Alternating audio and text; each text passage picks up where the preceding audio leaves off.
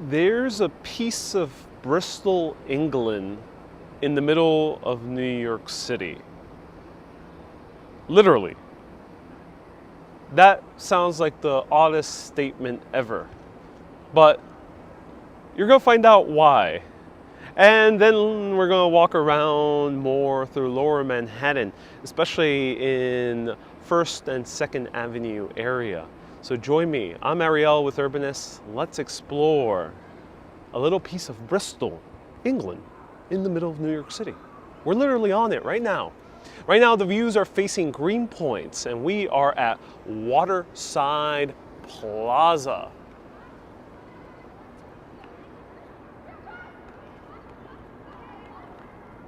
So it's a beautiful residential community here off to the side by Peter Cooper Village and Stuyvesant Town. Hey Matthias, you're from Bristol. Oh, you're gonna like this story then.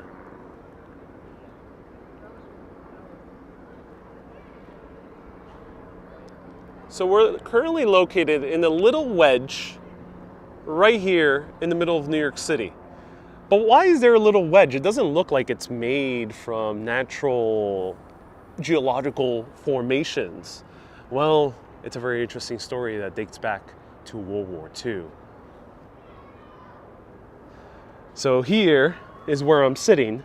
So let's start with a bench review because I absolutely love this little plaza. It's kind of like a best kept secret here in the middle of New York City. The hectic Franklin Delano Roosevelt Highway Drive is right next door. We're gonna see beautiful views of Empire State Building, but let's sit down for a little bit and enjoy a good bench review. So Waterside Plaza, kind of best kept secrets, kind of empty and relaxed, and let's sit down. Here is a public, oh my God. Oh, this is good. Oh yeah. So I love good seating, and this is rare to find a good seat in the middle of New York City like this, a patio chair that's open to the public. Usually you have to go to like a private co-op courtyard to get access to them. But you have amazing views of Greenpoint. We see the ferry passing through.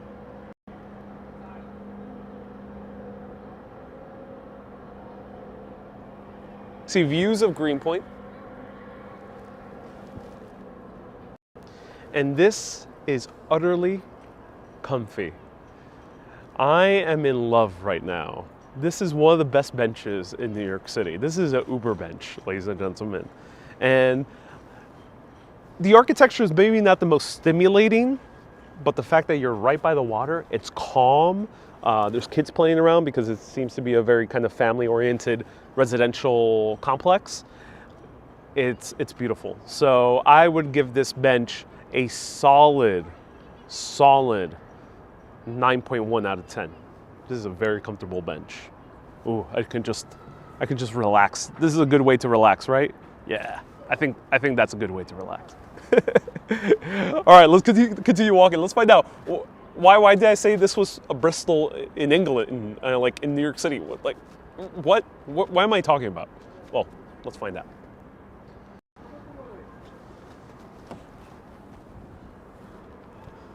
So here we see the walkway along the waterfront. You can walk around, you can bike, and we see marvelous views. I'm going to point them out a little bit better soon. So let me put on my jacket. Enjoy the views of the courtyard.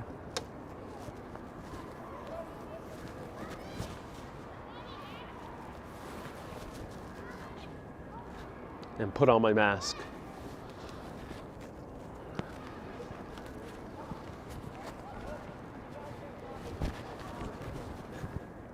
And I didn't sit in the chair with the even better views. Look at that. They have like coupled chairs right there. And Steven the Seagull is hanging out over there. And they even have shade over here. This is truly a best kept secret. If you want to have like a quick New York City picnic, come over here. Arlene, am I right by Hudson Yards? No, the opposite side of Hudson Yards.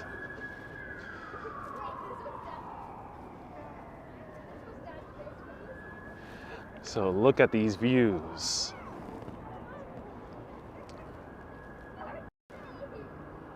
Wow. This is where we were at earlier, right behind the United Nations at the Japan Society. Arts Complex, really great place. Check out that previous episode. We have views of Sutton Place, another great best kept secret in New York City, also right by the highway. The highway really made these kind of weird insular residential complexes, which is really interesting. And we have the Queensboro Bridge that connects Manhattan and Queens. Unlike most of the famous bridges of New York City, the Brooklyn, the Manhattan, and the Williamsburg, this one has 4 towers as opposed to just 2. Roosevelt Island is right there in the center, and we got Youthont Island right before it. It's a tiny little man-made island. Used to be called Belmont Island, and here we have the views of Long Island City in Queens. And of course, the iconic views of Greenpoint, quickly growing in the skyline. Look at this. You have your own couple seating. Let's see if Steven wants to say hi. So ladies and gentlemen, meet Steven the seagull.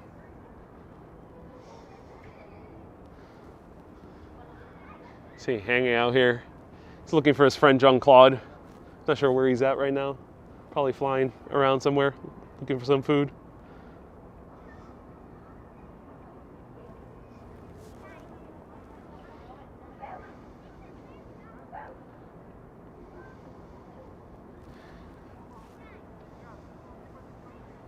And we're gonna see a little bit more if we get a better glimpse. So we're gonna see Williamsburg, and we're gonna see Williamsburg Bridge. But let's talk about this this piece of land over here. Everything that we're seeing right over here,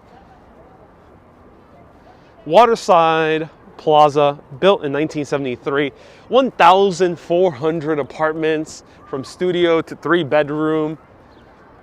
Maybe some apartments have a little bit more.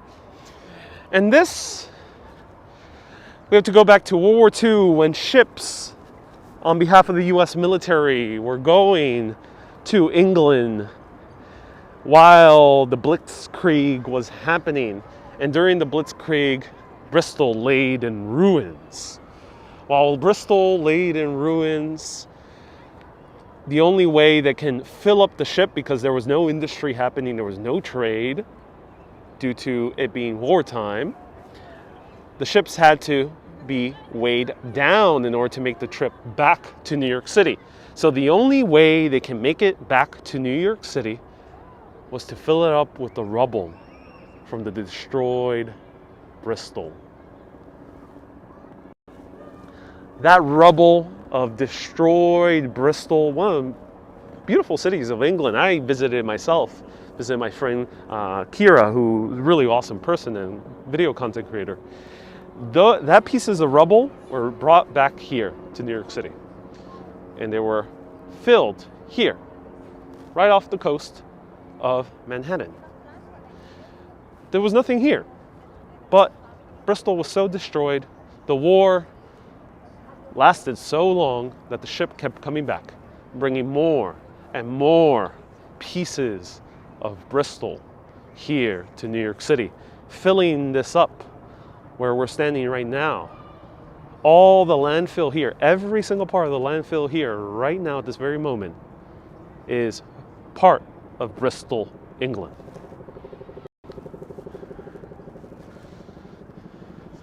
So am I making this up? Is this kind of like some weird story? No, sometimes truth is stranger than fiction. This is a plaque. Never miss a plaque, because with the plaque you can learn something really interesting. This plaque has a sister plaque, a twin plaque in Bristol. Let's read it. The Bristol Basin. Beneath this East River Drive on the city of New York lies stones, bricks, and rubble from the bombed city of Bristol, England. Brought here in the ballast from overseas, these fragments that once were the homes shall testify, while men love freedom to the resolution and fortitude of the people of Britain. They saw their home struck down without warning by the Germans. It was not their walls, but their valor that kept them free. And broad base under all is planted England's oaken-hearted mood, as rich in fortitude as ear-mint wardward from the island wall. I'm not sure, that might be a quote. Erected by the English-speaking Union of the United States, 1942. In attendance when they erected this plaque was a few celebrities. Let me know if you know any of the celebrities. They were in a few big movies, such as Casablanca.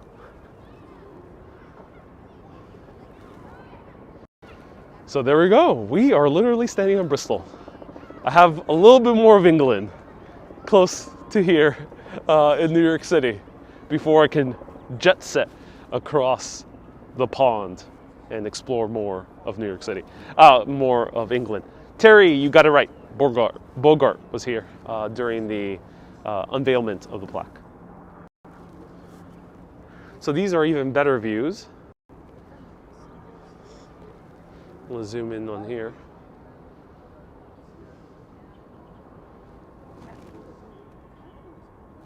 Now it's really interesting because when I went to Bristol, you notice that there's this kind of 60s, 70s style architecture, a lot of brickwork also in Bristol. My friend Andy was staying in, I think he mentioned that he was staying in dorms in Bristol, and I remember passing the dorms that he mentioned and it looked exactly like this. So let's explore a little bit more. Let's go downstairs. I'm not sure what's downstairs here. Let's check it out.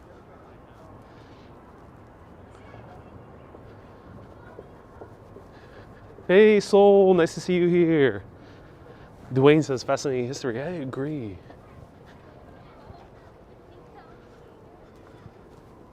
Miradba, Ali, nice to see you here. Hello, Alexandra. Ariel, looks like you're on 23rd Street. Indeed. So here's the waterfront. Hey, what are we doing after school? Let's go downstairs. What are we doing after I kind of want to show you more of the apartments before I go fully downstairs. Hey Kathy, now wondering, Bristol, PA have Brit roots? Oh, Terry, I actually don't know. That's a good question. I don't know. Most likely because a lot of towns that the English settled here in the early American history were called after English towns. Like, well, at least York, New York was called after a duke or earl.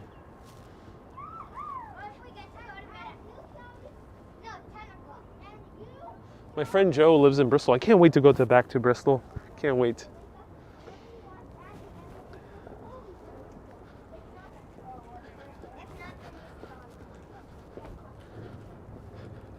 This is great. I think this is new. I haven't seen this last time I came, but there's like a little seating area.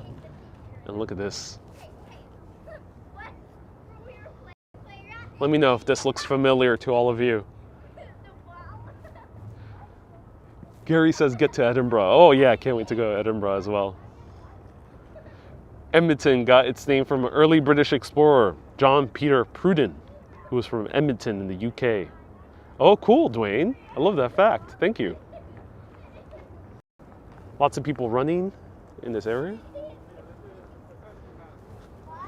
Let's see, let's explore a little bit more. Oh my God, I can't get enough of these views. Look at that. Hey, Johanna, I am back. Welcome, Johanna. Hope you're doing well.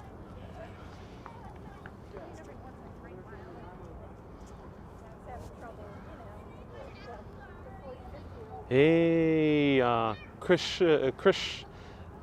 Kirish says Edinburgh is awesome. Hey, Gwen, nice to see you here. Crazy to think that we're standing on Bristol.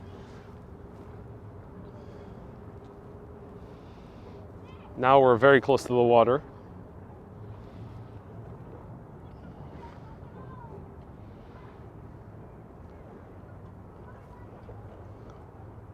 Bristol, UK was famous for Bristol bluegrass. Oh, what is that, Kathy? Was it music or was it actual grass?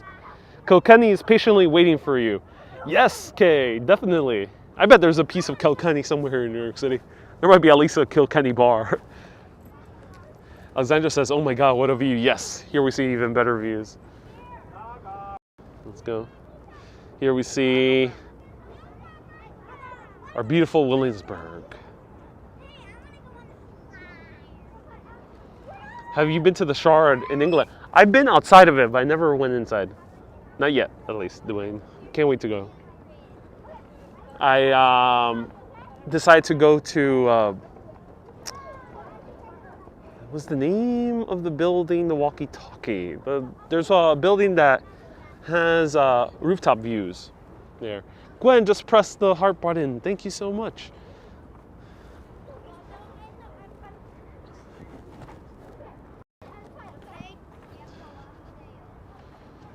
There's also a song called The Bristol Stomp, says Dwayne. Oh, yeah.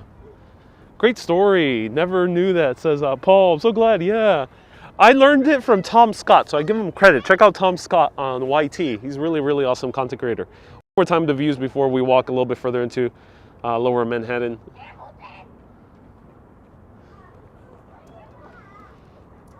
Press that like button if you want to see more videos like this. If you really enjoy New York City and want to get to learn more about it, walk through it, not just my videos, but my colleagues who are also making great videos. Press that like button right now. Also helps bring these videos to people who really need them, who really want them during these times. And let me know if you're in Team Like. So this is the British International School right over here, which strikes me as a private school, but I'm not entirely sure if it's run by British company or the government subsidized. I'm not entirely sure, or a diplomat.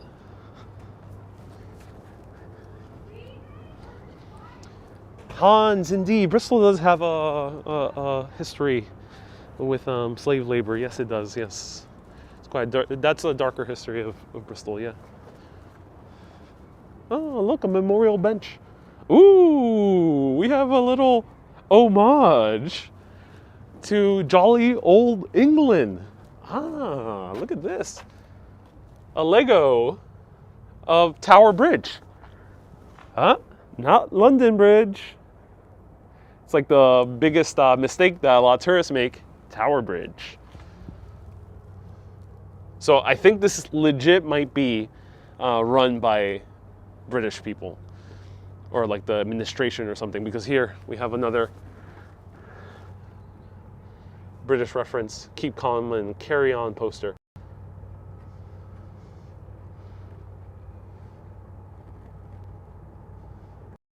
Fascinating. And yeah, Kay's right. On FB, the heart is better. I mentioned like for YT. Look at this. So, memorial bench in loving memory of Alison Diana Claire Greystoke. That sounds rather British name, not so American. I wonder. Let's sit on the memorial bench. Sit on this memorial bench. It's nice to have a memorial bench. One day, when I pass hundreds of years from now, please someone make me a memorial bench. That's why I ask. When I pass into the other life, many hundreds of years from now. All right, let's sit on the memorial bench. Oh, actually, this is a comfy memorial bench.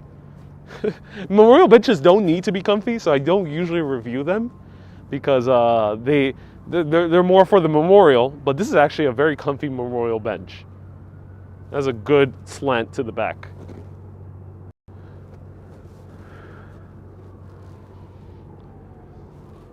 Dwayne, I want to go back to England. Me too, Dwayne. I also like Ireland, Scotland, and Wales. Claire says we will. Thank you, Claire. I was on Tower Bridge the other day. Oh, I'm so jealous, Claire. Oh, people are running. Hey, Wendy. Nice to see you here. I'm from Bristol, ask away, SBR. Oh, cool. So glad so many people are from Bristol. Walkie Talkie is the roofed garden. Thank you so much, Maldwin. I appreciate you. Wonder what's the school curriculum like? Yeah, me too. Maybe they teach some British history, maybe.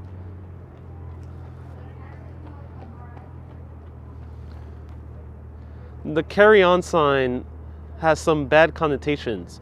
Maybe in England, because I think it's fairly kind of used here as a homage. But yeah, the keep calm and carry on sign was used for World War II, just in case when there was bombardment of the city. They would put it, I think, all around the Tube and other major public areas. So if there was air raid, people wouldn't panic. They'll keep calm and carry on. Kind of very, very indicative of the British personality.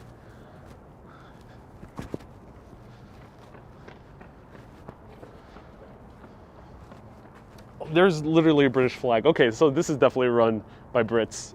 Literally a British flag right there. And here we see British International School. Can barely see it.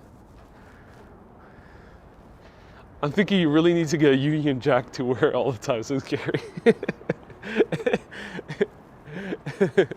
That's hardcore, Gary. That's hardcore. There we see the main entrance. Also, we reached a dead end. I wish the waterfront continued, because that would be fun to just walk the entire waterfront, but it doesn't, unfortunately. So we gotta walk around it. So now we're walking through the backside of Waterside Plaza. So this is also very similar to the design, not aesthetically, but functionally, to the Barbican in London. So I actually did a video of the Barbican when I visited London. Really awesome video with an awesome blogger and history tour guide. And the Barbican has the plaza up above, but they actually hid the parking underneath. They actually were able to hide the parking underneath. I'll show you a little bit of the parking.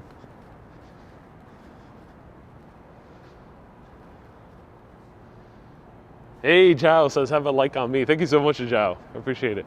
Wendy says, this is the best. So let me know if any complexes like this, I think in the US, let me know if there's any. There's definitely a few, but not sure how many.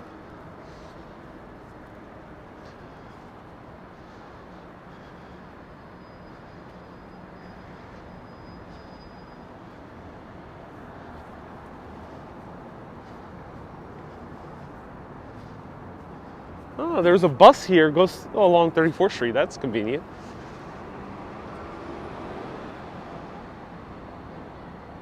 Will you tell us about when you went to Bristol? Bristol, I did one video there. Really awesome car tour with my friend Kira. And I ate a lot of coffee. I drank a lot of coffee and ate a lot of food over there. And I had some Sunday roast, which was awesome, but I didn't do a video of those things. So here are the rules.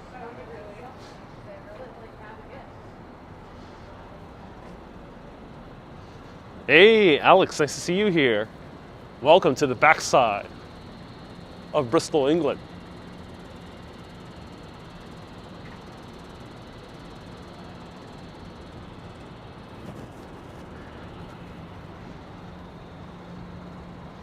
The architecture reminds me when I was in London. Right. It has a little bit of London flavor to it.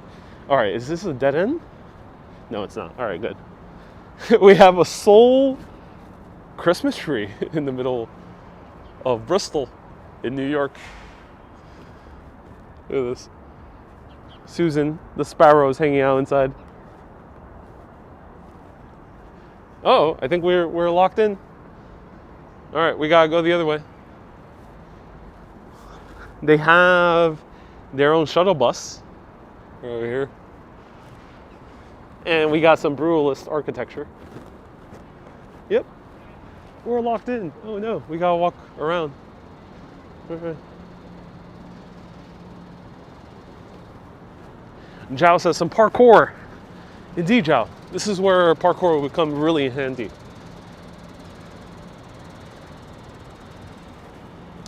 Have you ever seen the TV show Coronation Street? No, I haven't seen it. What is it about? I've heard the title before. People have referenced it.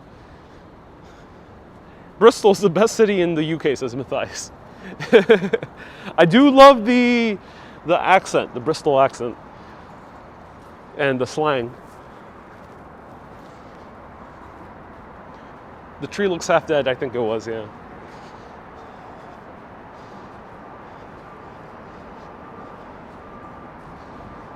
All right, let's get out through here.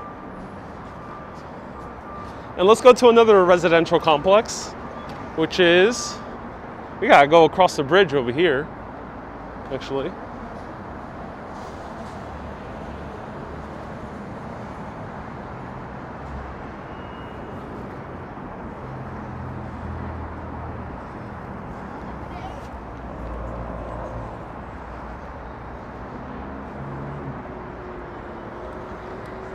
Actually, I'm going to show you a cool perspective of the FDR on ground level.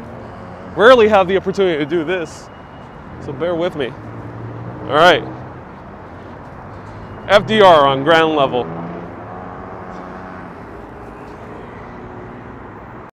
Oh, I think my mistake earlier. We said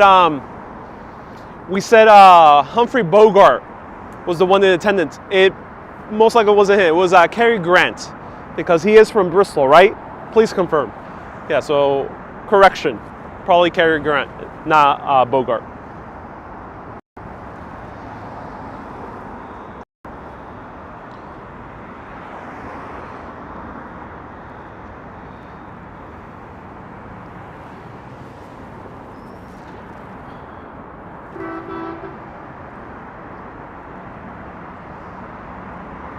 Rush hour traffic right now.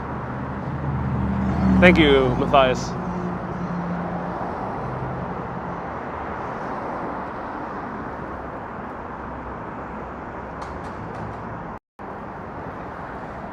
Yeah, this is what's called Hospital City, I think is the name. Medical facility, or medical facility. I think that's the name of the pseudo neighborhood because it's a lot of medical facilities. All right, let's cross over here. Kay, thank you so much. It was Cary Grant. Cary Grant was the Bristolian American who was present. I'm pretty sure. So yeah, you can take the M34A bus here as well.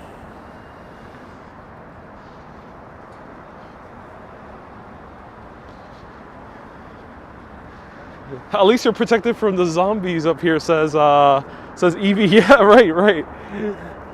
These residential complexes, especially if they're brutalist style, are prime for zombie thrillers. Are you going to Stuyvesant Town? Asks Trow. Trow, yeah, we can. Let us know. Do you guys want to check out another residential complex here in the Far East Side? All right, everyone. Say, as the Bristolians say, I'm not sure if young Bristolians say it, but maybe older ones say it, to Waterside Plaza and to the little piece of Bristol in New York City. Cheers, drive. Let's continue going.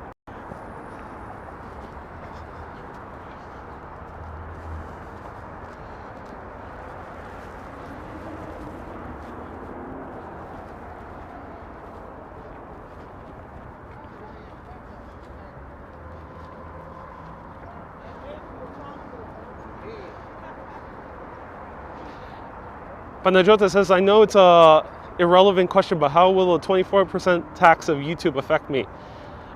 Should we PayPal?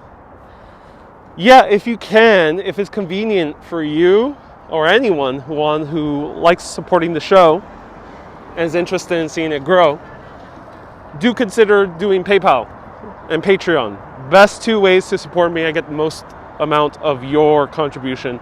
YouTube and Facebook still take quite a bit. But whatever is easiest for you, that's why I have the option available on every platform.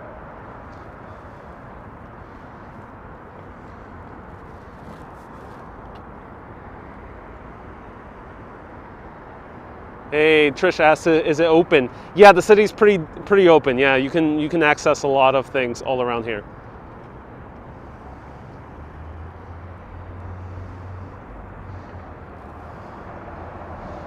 Is there another Bristolian slang or term I should use before fully stepping back into the mainland, aka New York City, aka Manhattan? Trish says, I hate PayPal, but Patreon rocks. Okay, I'm glad. All right, cool. Thank you so much for being a super urbanist on Patreon. Appreciate you. Here we got random rocks. And we're gonna cross.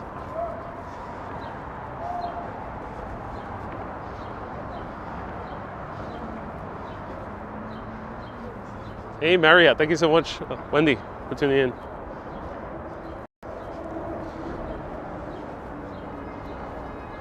Here we have a gasoline station. They exist in New York City.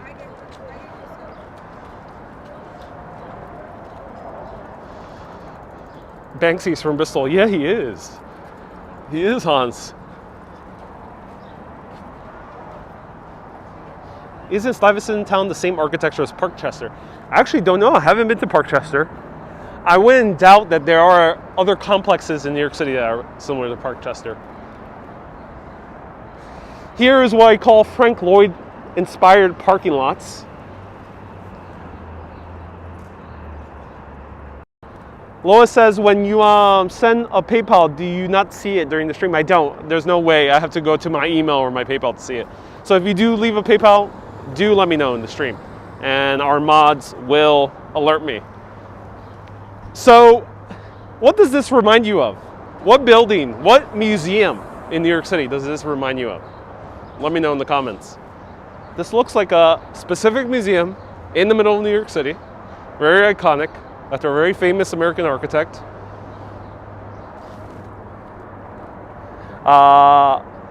That lot was in the Jackie Chan movie. Oh, interesting. Which one? That's so cool. The Guggenheim, ladies and gentlemen. Yes, the Guggenheim. So if you grew up in New York City or in America, for some reason, Frank Lloyd Wright's Guggenheim, beautiful circular museum, inspired not more museums, not like a condo, not like an art center. No. Frank Lloyd Wright's Guggenheim, our architectural treasure, has inspired parking lots all around America. So every time I see the Guggenheim, I think of parking lots because I saw parking lots before the Guggenheim. So there we go. This is an example of Guggenheim-inspired parking lots. I guess they knew they were having the right stuff. I guess in this parking lot, they give the right of way.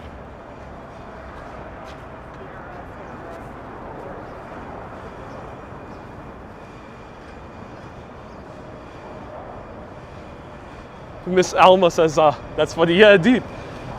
Indeed. I'm glad a lot of people know about the Guggenheim. Yeah, let me know if you've seen the Guggenheim parking lot out there. There's a lot of them. There's one in Queens Center Mall.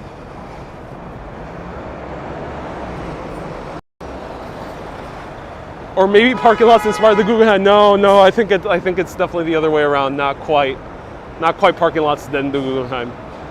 Frank Lloyd Wright was indeed an innovator in circular buildings.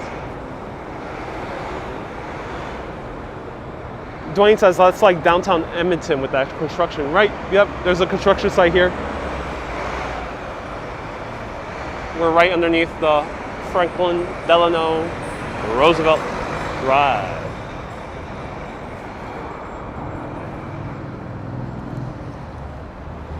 Did someone send a PayPal? Let me know. Let me know if I missed one. So there's a gorgeous building here as well. Don't know too much about this one, but it appears to be landmarked. Part of the park. And let's cross, okay, before traffic gets to us. So here we have 23rd Street, one of the double wide streets of New York. There in the distance, we see the Metropolitan Life Insurance building, tower. Stay tuned. 1 p.m. Saturday. You're gonna learn more about that.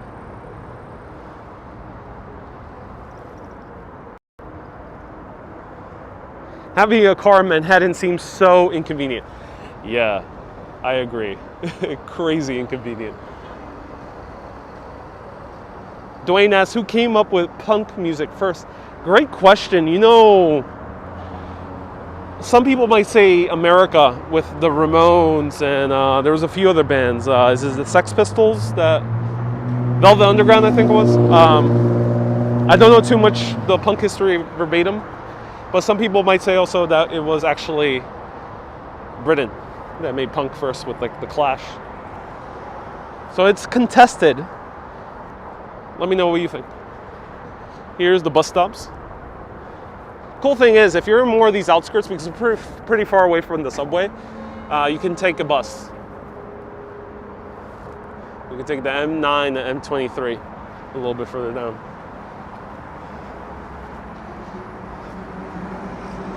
All right, let's go into Stuytown and Peter Cooper Village.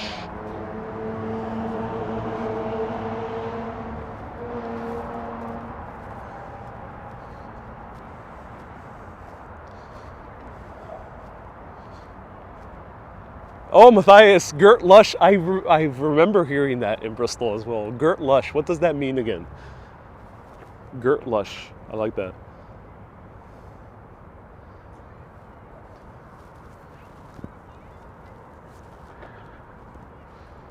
Trish says, if I pass by the hospital special surgeries, will I point it out? Yeah, sure.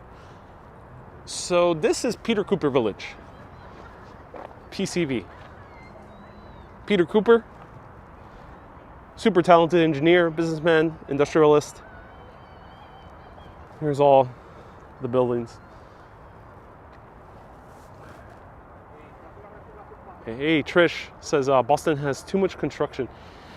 Yeah, a lot of cities are changing. Hey, Suzanne, thank you so much for tuning in. Hope you're doing well.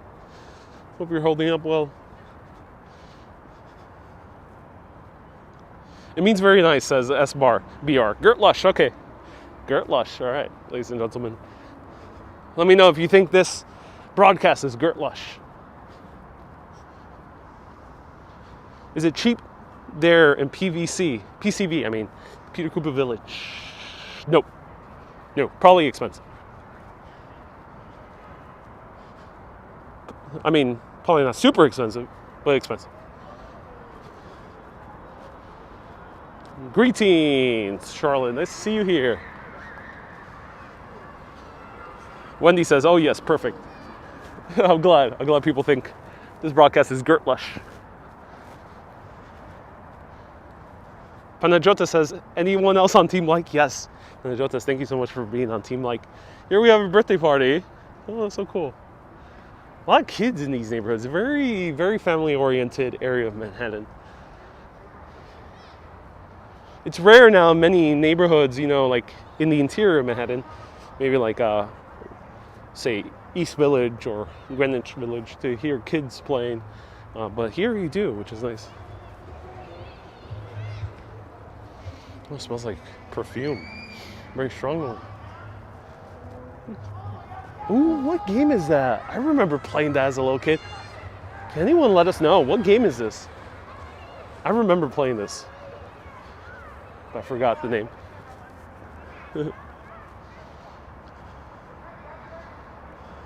I love the parachute thing. You should join them. Indeed.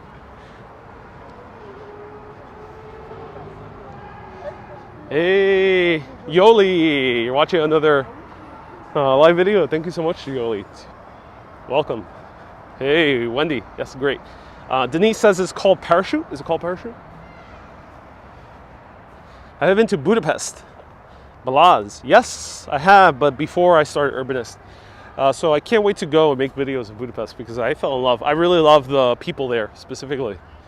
So here's one of the, this neighborhood is interesting because there's a lot of black squirrels here that you don't see in the rest of the city. At least not in higher amounts, but here you see a lot of black squirrels.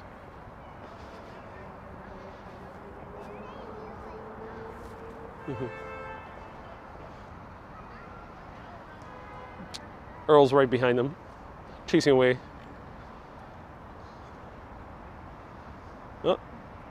Oh, they're playing. So Earl playing around with his friend.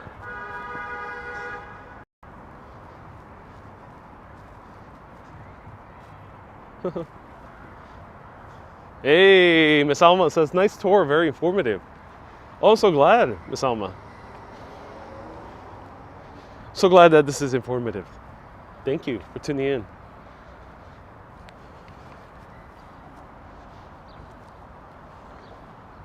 Jacqueline says, I've never seen a black squirrel. They're a little bit more common in Washington, D.C.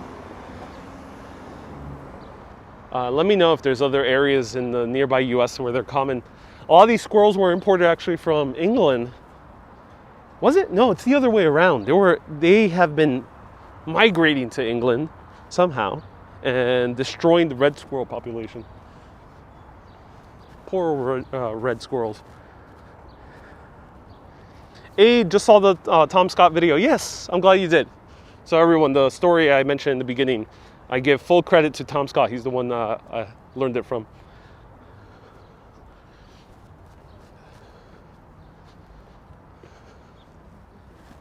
Saw 3 red robins today. Spring is coming, says Blanche. Oh, so glad, Blanche. So who was the super chatter? Miss Alma, so glad. Thank you so much for the $5 super chat. We got our first super chatter. Welcome.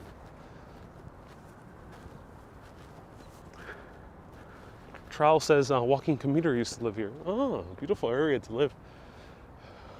Black squirrels are native to Toronto. Oh, that's great. I mean, they're the same type of squirrel, just a different like race of squirrel, like similar to dogs. Amy says I walk fast. Indeed I do, but watch my bagel tour yesterday. You'll see how fast one can really walk.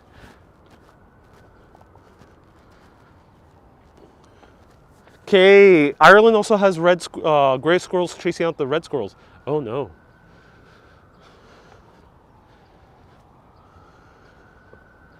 Hey, ABX girl, nice to see you here.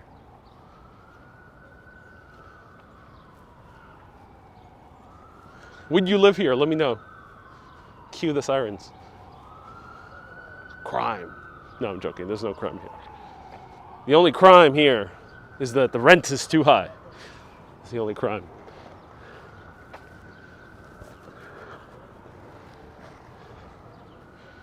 Do you have a step counter? No, Joe. I do not.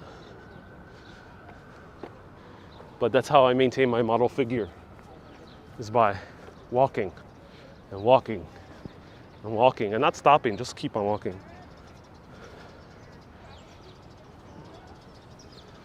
If you want to have a model figure, that's what I recommend. Forget Pilates, forget SoulCycle, do some walking. It's hardcore.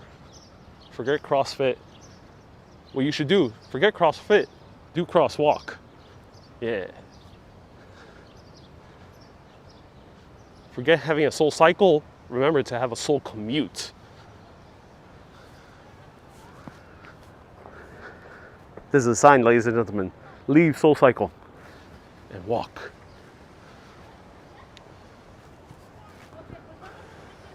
Juanita says, forget the bagels, just walk. No, Juanita, no, the bagels stay.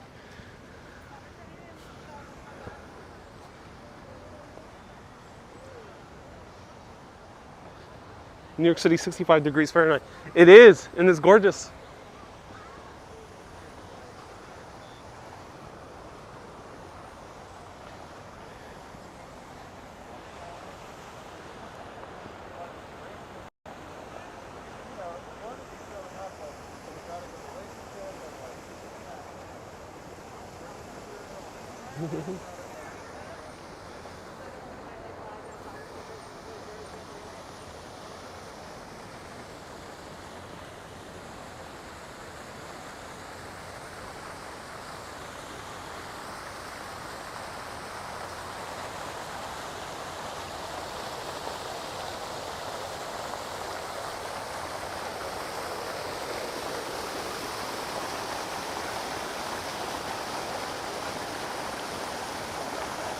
Catherine says those are big squirrels.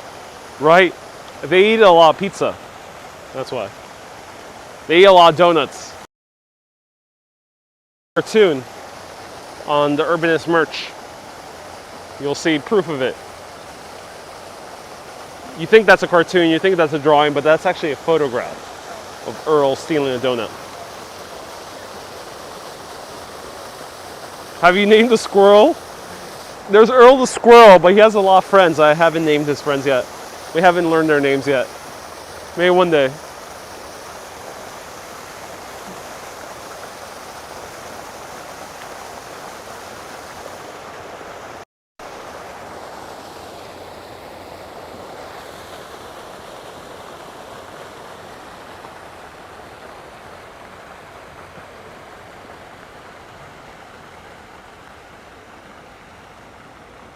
Miss Alma says a lot of landlords are granting up to 3 months free rent. Ooh, good deal. Yoli says so peaceful. I agree. Oh. Mosquitoes are coming out. Don't stay too close to the water.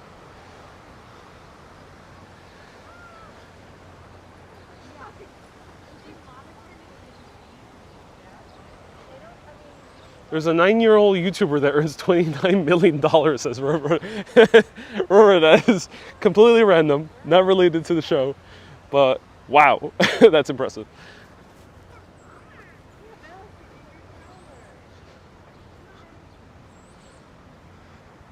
Hey, Paul says we had a cartoon back in the 80s called Secret Squirrel. Yeah, Paul, I remember. I saw it on Cartoon Network, and he had like a dog sidekick. I remember that.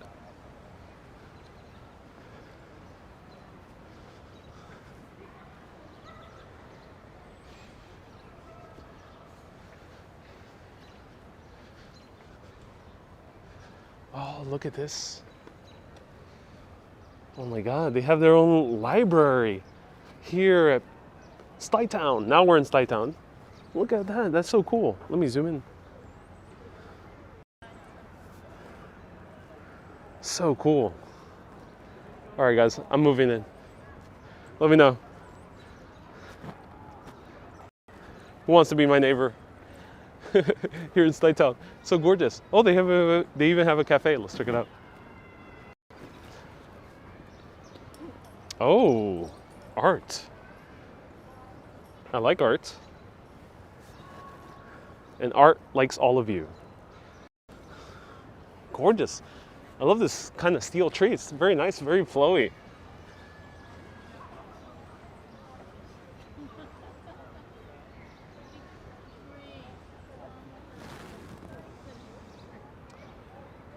Trish, where do I escape to? My city, the city is my escape. I really don't often go out of the city in order to have a quote unquote escape. I find my escapes in the city, by the waterfront, many other places.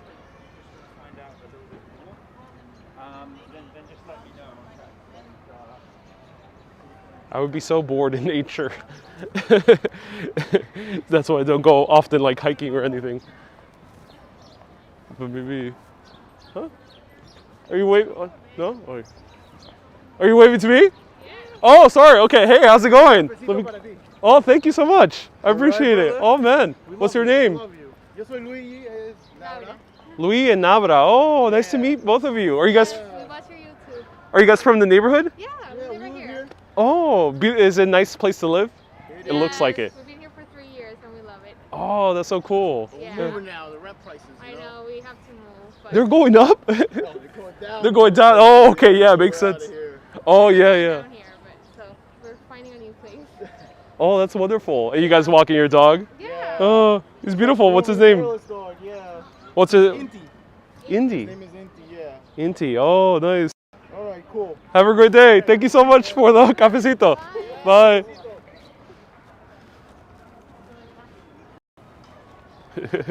I pulled a Robert De Niro. Are you talking to me? I thought they were waving at someone behind me. But that's so awesome. Give them a round of hearts. The couple that lives in Stuytown, they gave me a cafecito. That's so awesome. I mean, I must oblige then. He donated for a cafecito. He did a IRL super chat, so we must oblige.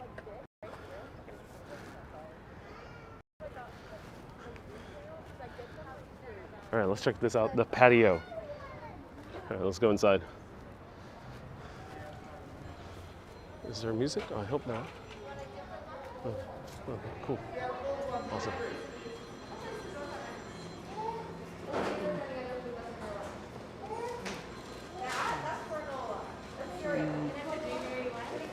Ooh.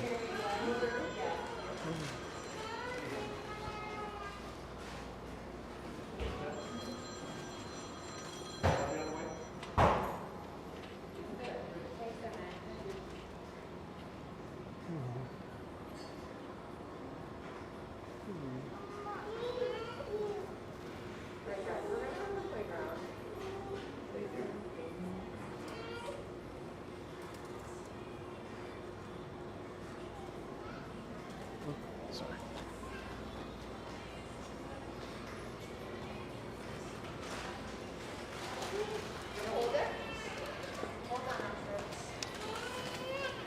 Hey, I'll have a espresso, please.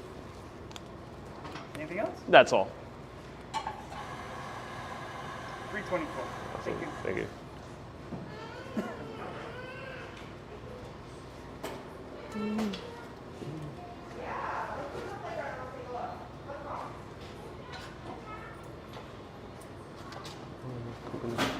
Awesome. Thank you so much. Thank you. Have a good day.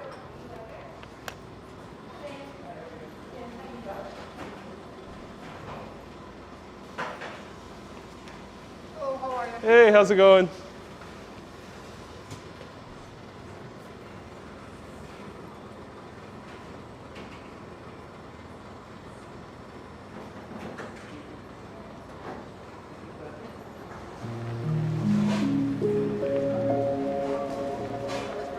Yes, thank you so much.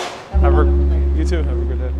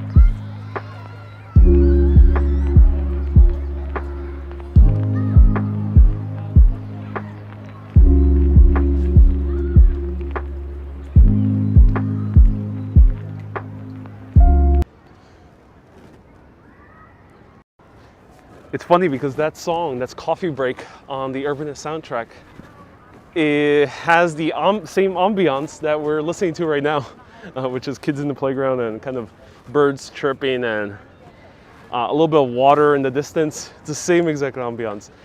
So thank you so much for the cafecito. Please remind me of their names because it was a little bit hard to catch with the masks. But thank you so much, the couple from Stuytown with the cafecito. It looks like a nice espresso. Ooh, oh, that smells really good. Wow, let's try it out here in Stuytown.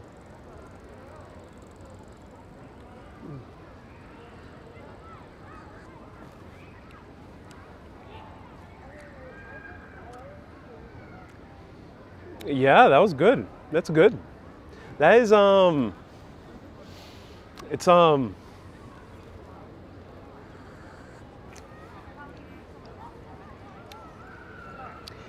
it tastes a little bit more like Hispanic style, oddly enough.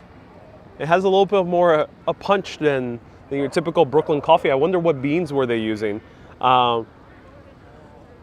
Maybe they're using like something from Brazil or something like that because it's a little bit more kind of Hispanic style.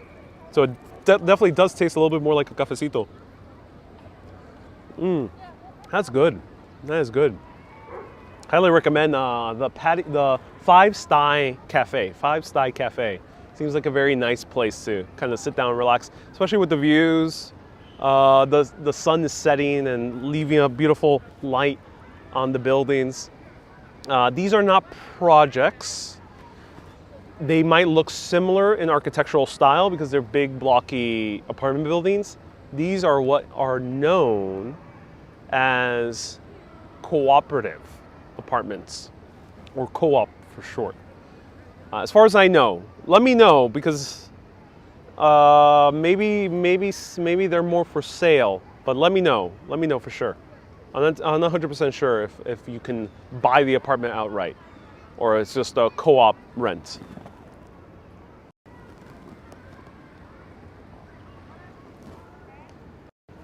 So projects, for anyone who doesn't know, it is a term used for affordable housing. Generally, it's for lower income families. And these are not it, even though it has a similar architectural style. And actually has a similar kind of design overall, but you would not see a project as well maintained, unfortunately, which is such a shame on behalf of the city. But you won't see beautiful green grasses. Even though there's a field, you wouldn't see beautiful green grass, usually.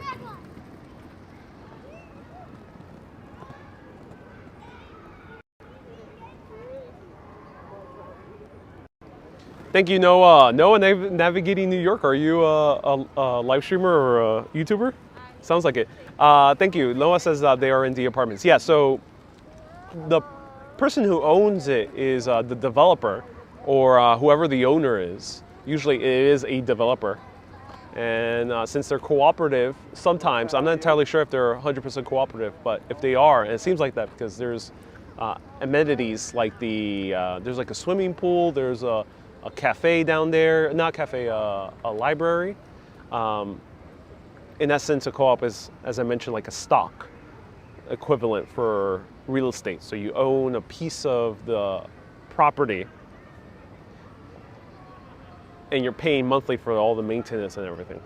Are you drinking a decaffeinated? No, not decaffeinated. Full caffeination. 100% caffeination. 100% caffeination. And that's why I asked if it was cheaper over there. I thought this was the projects, says Zhao. No. Mighty Bull, thank you so much for $1.99. I appreciate you. A copy of Robert Moses. This is 100% Robert Moses type urban planning.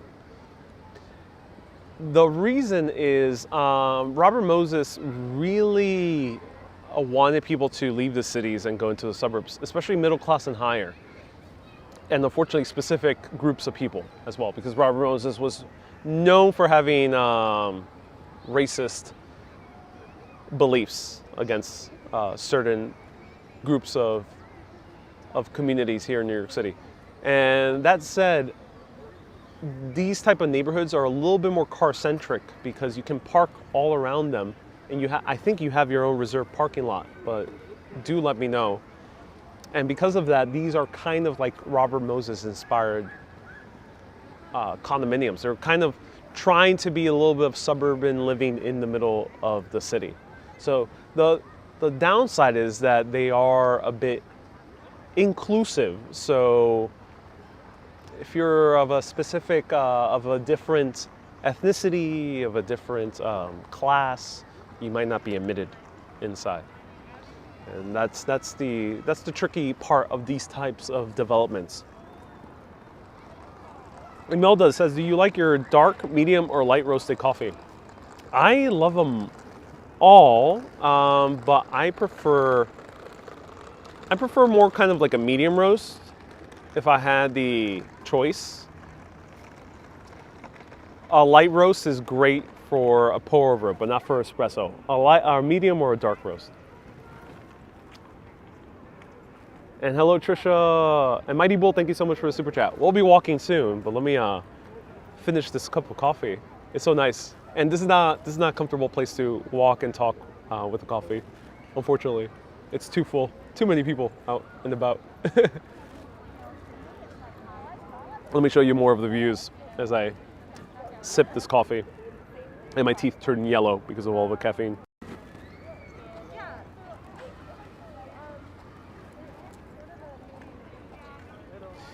Robert says, in other words, it's discriminatory. Potentially. Don't quote me.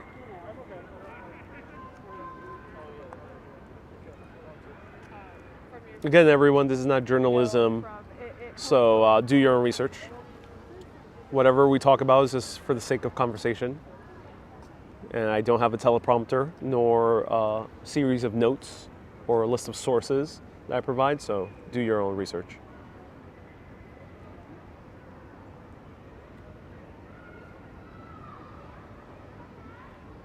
Jan, thank you so much for the super chat. Oh, we have another super chat from Jan. Thank you so much, Jan. I appreciate you. Yoli says, take your time. Your sweet, sweet time. Look at that. The sun shining on the top of the building right over there.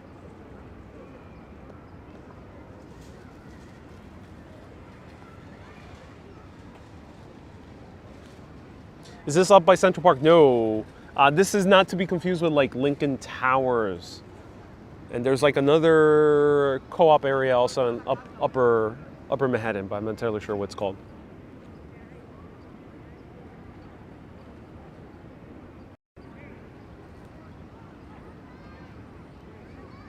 I try finding a good espresso with no luck, says Peggy. Well, Peggy, if you're expecting Italian style espresso, then there's going to be very few places like that.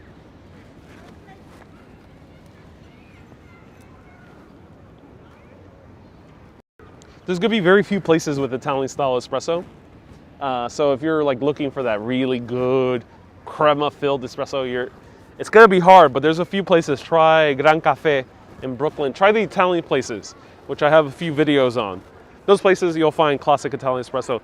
But most Brooklyn stops do have great espresso, but it's different espresso. Assignments that we're now scrambling to do. So during that hour at lunch.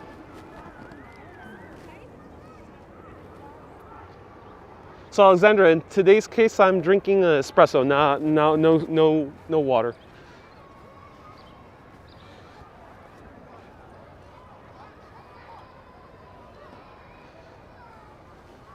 Daryl, thank you so much for the daily live streamer update. I appreciate you, Daryl.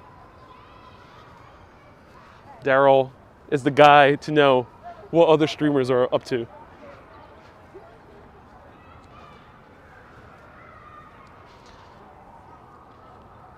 Rate the bench out of 10. Oh yeah, that bench. That bench was more kind of middle of the rung bench. That bench was a little bit more middle of the rung, not super comfy. Similar to most of the classic New York City wooden bench. Beautiful views. Awesome that's right by the playground, so it feels very kind of cozy and homey. And no bird droppings, which is nice. No bird poo. So that's a good plus. And beautiful views. So I'll give that bench, a solid 8.2. It's 8.2. It's not quite an Uber bench, but it's a nice bench.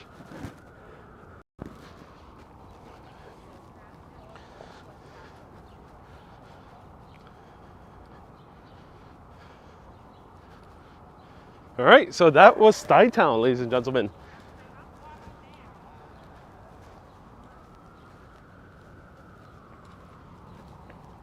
Zhao says 8.2 is good. Come on. Oh, Zhao. Wait until you see the more of the show.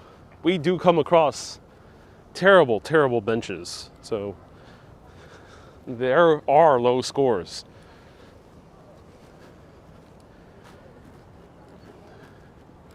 Hey, Michelle, you heard the Urbanist soundtrack. Oh, I hope you and the Aldecoa family is doing well. Thank you so much for listening to the soundtrack. I hope you enjoyed it.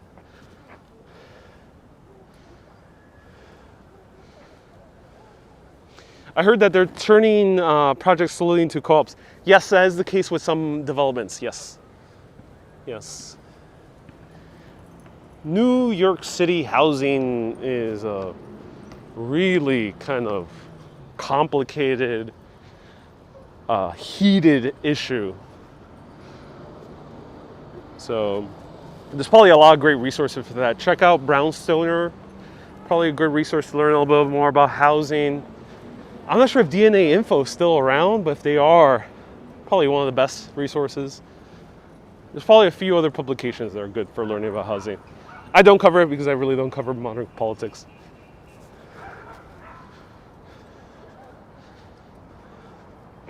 All right, here we have reached 14th Street, and we're gonna cross over into the East Village. Welcome to the place. We went from a family-oriented neighborhood filled with kids playing, water sprinkling down, beautiful trees everywhere, black squirrels, 5 fingers? families having picnics, and now we're going to the territory of youngsters getting drunk at night, eating overpriced avocado toasts. Welcome everyone to the East Village. It's a great neighborhood, by the way. One of my favorite neighborhoods, to be honest. Overpriced avocado toast included.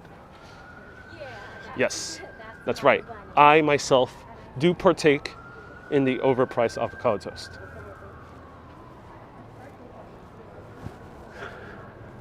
I'll show you a little secret. Let's see if the secret's still open.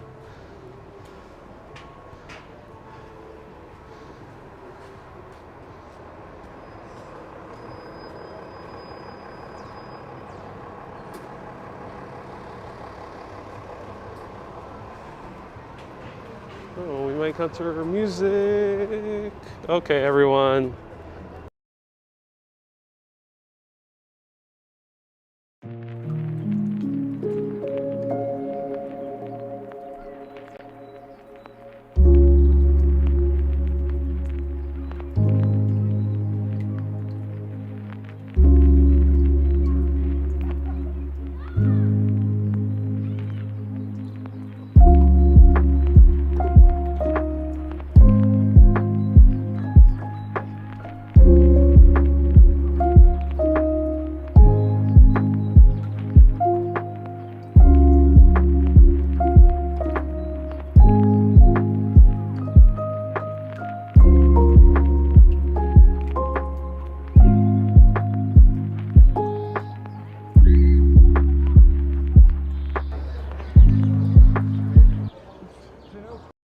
Okay, there was a little bit of music playing there, but the two places I pointed out, I couldn't speak over it, was Zaragoza, which is a bodega that has amazing burritos, and inside they literally have tables, which is like probably the diviest good burrito place you can visit.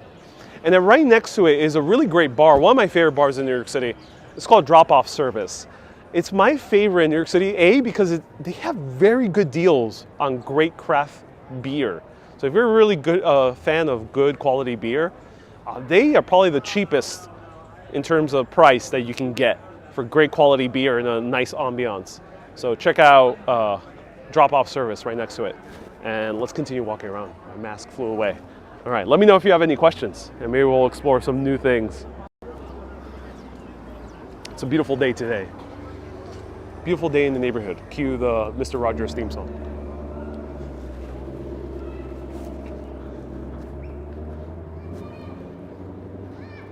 Claire says, I love burritos. I really do. Oh yeah, Claire, you know me well.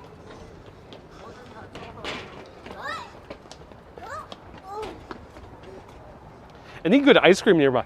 Ooh, yeah. There's a lot of great ice cream here, Inspire Life. A lot of great ice cream. There is, one of my favorites is Van Leeuwen, which I mentioned a lot of times. They're a chain, but they're also here. Big Gay ice cream used to be here, but not anymore, unfortunately. Just such a shame. But here, I haven't tried this place yet. I really don't like dairy, so I usually don't go for the regular ice cream shops. But this one's very famous, Mikey's. Mikey's is known for its great ice cream, especially their banana splits. So highly recommend Mikey's. Not first-hand recommendation, but from many of my friends, they say it's amazing.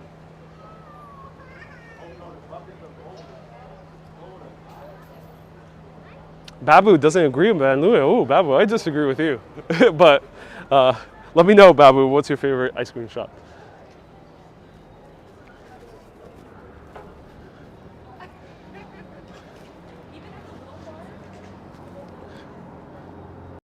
Mike asks, have I eaten yet? No, not yet.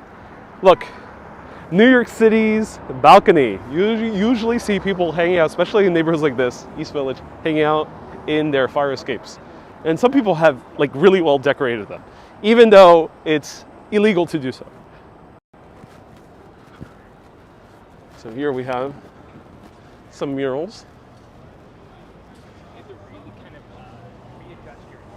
Oh, who is this depicting? Who is he? Who are these guys? They seem like famous musicians. Who are they? So I think they don't have that. Yeah, right? Like, come on.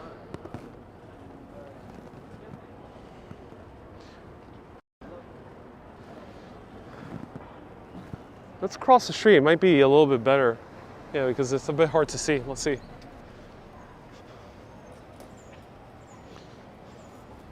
There we go. Yeah, here's a lot better. Who are these guys? Must be Rum DMC, says Trish. Yep, it's 3 guys, so that is a good assertion.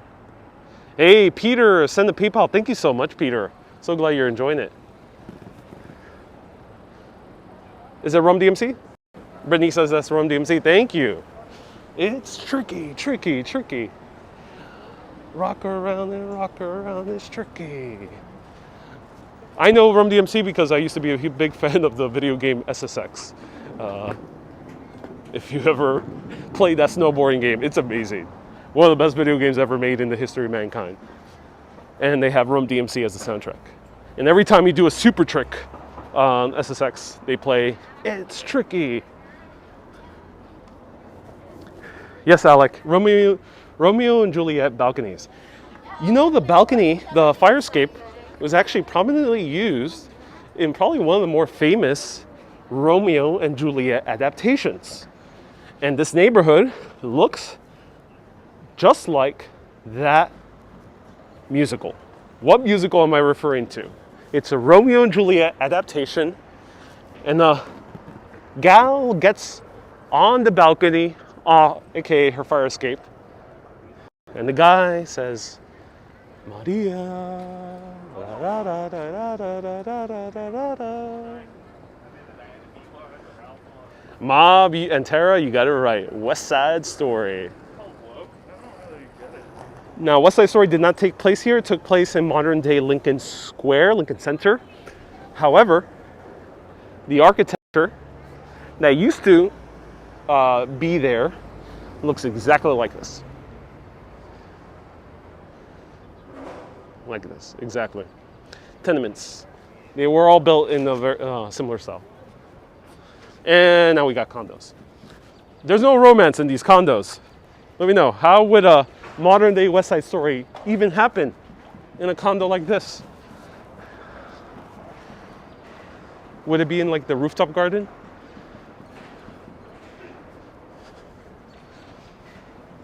It's spring, yeah, it is spring.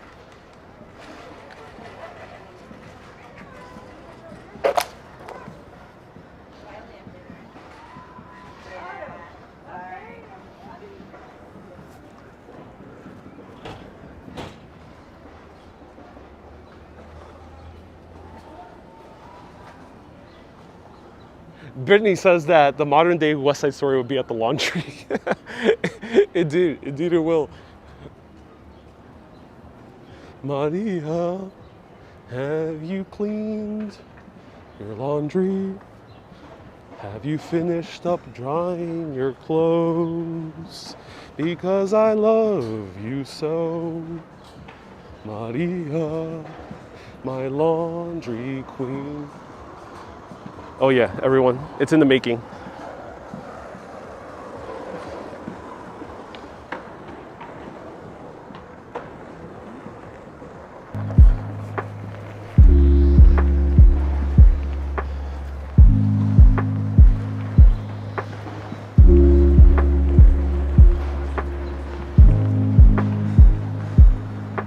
Jason, thank you so much for 100 stars. Ooh, I hear drums. Let's go.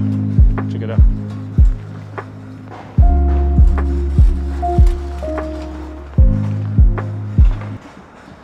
Yeah, to play some music over some tunes that we're playing.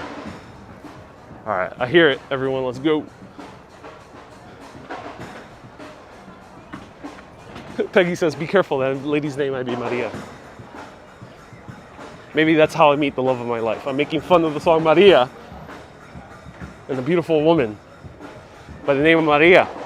She happens to love history and happens to love walking around.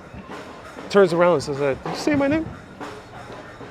Boom, everyone. A love story on live video for all of you. It's bound to happen. All right, we got some drums. It used to be so radical here. Yes, you used to be able to buy any drug you would like at Thompson Square Park.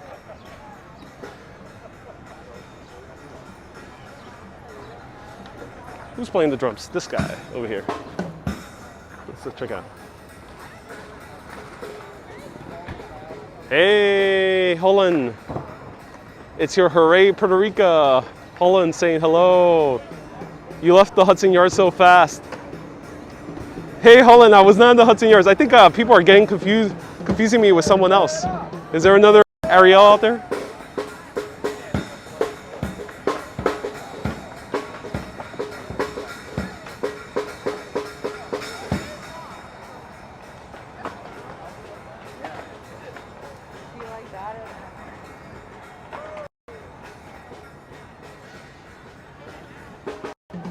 Are people confusing me with someone else?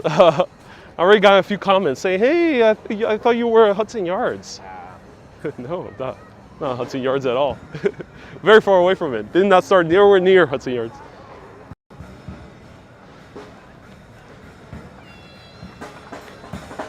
Let's check out this guy. Good to see people having a good time, yeah. Right, it is quite cool.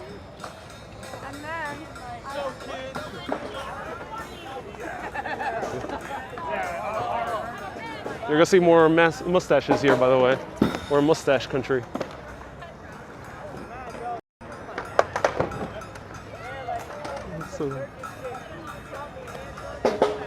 And here's the skate park right over here.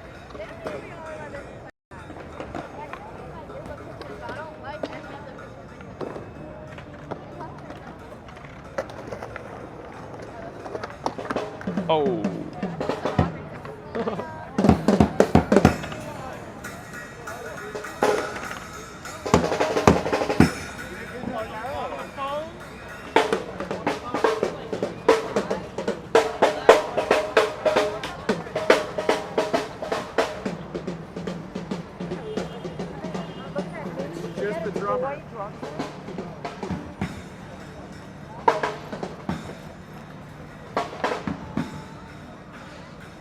Hey, Bahar. Salam alaikum. Can I do a kickflip ass off-road? No, I can't. I could do it on Tony Hawk's Pro Skater. That I can do it. We're looking dudes. Indeed. So we've talked a lot about like hipster culture. That's what you would consider hipster. Like that's the aesthetic. They're a little bit younger. They look a little bit older because of their scraggliness, but they are young, probably early 20s. But they're definitely doing full on the hipster aesthetic. Kind of the bushy hair, the mustache, but different from mine. And yeah, you can see like kind of the band T-shirts a little bit ripped up. It's almost like a little bit of like a evolution of grunge.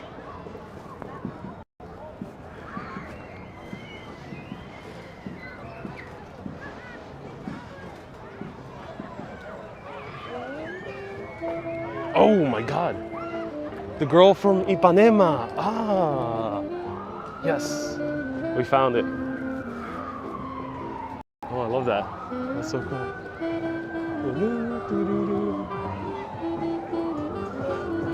That's so cool. Oh, the guy turned off the music for them.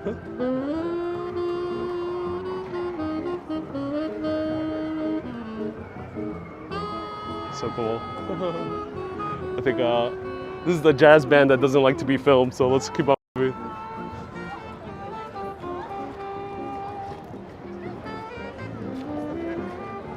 We'll walk around. So times have changed because in the late 80s, there was a war, a battle that transpired here.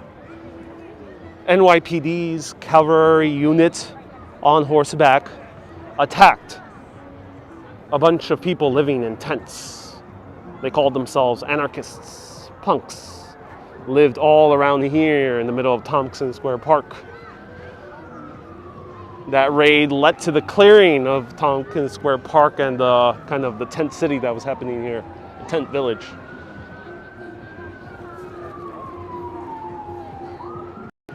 Yeah, people are curious. This jazz band does not like being filmed. It's specifically the drummer. I've seen him before. He has given me the middle finger before, even if I tip, which I usually do if I film a band. I'm not gonna even get close to them. But he has given me the finger after tipping and filming them for a little bit because, you know, people do that. Everyone has a phone. But yeah. So that's the one jazz band that is not friendly. There's a lot of, buskers are usually very friendly here in New York City. But those guys, the only one.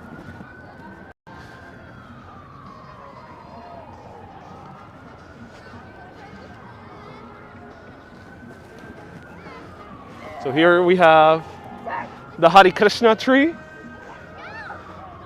famous for being the main tree for the Krishna, who started here in the East Village. They're like a branch of Krishna consciousness type of belief system in India, but it started here in the East Village. And Allen Ginsberg was probably one of them that joined them here to chant Hare Hare Hare Hare Hare Hare Hare. Everyone, sing along with me. If we say it long enough, maybe we'll reach a transcendental state and start seeing the cosmos.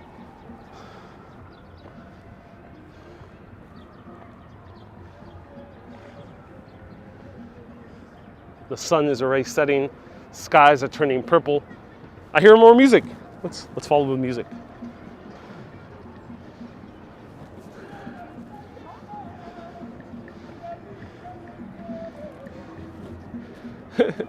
Bidium says that I'm a crash course with walking commuter.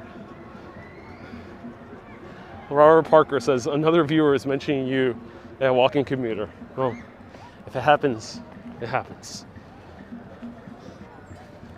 But what happens when two live streamers collide? Will it end the universe in the grand paradox? Or will we become best buds? Stay tuned on this live stream on Urbanist.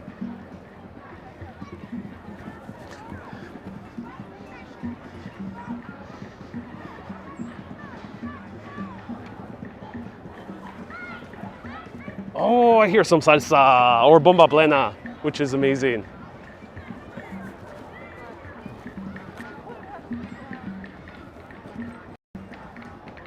That's a famous YouTuber. Well, not famous, but she has hundreds of thousands of subscribers. Elena Tabor. That's funny. So everyone, if you follow Elena Tabor, we just passed her. New York City-based vlogger.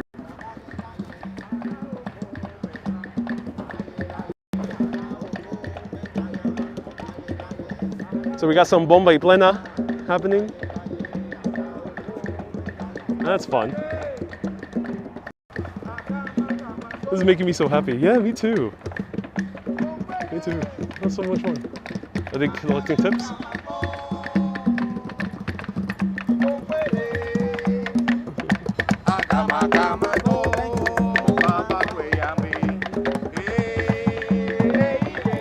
I love this. Music of my people.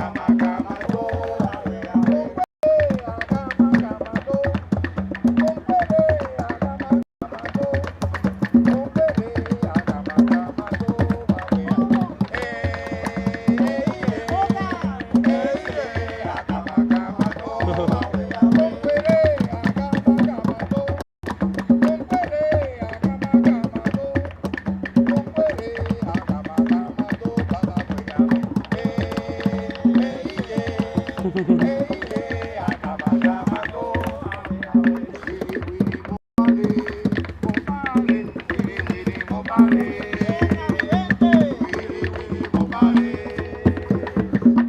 me, it sounds like bomba y plena, but I'm not sure if it's Cuban folk music. Might be a combination.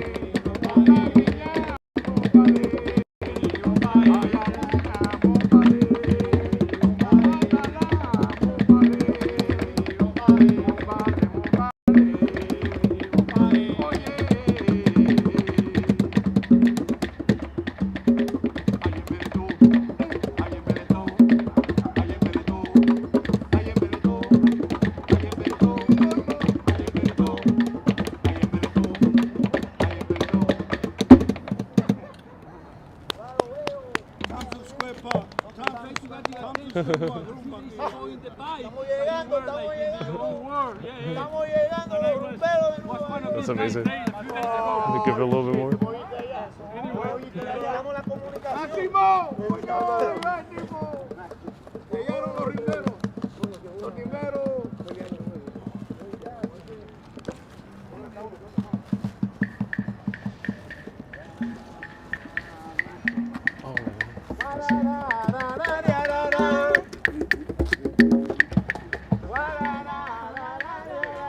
Oh, yes.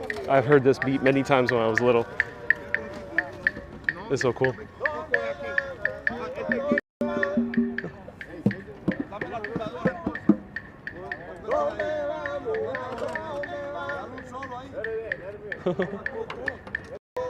So that's music I've heard literally when I was younger.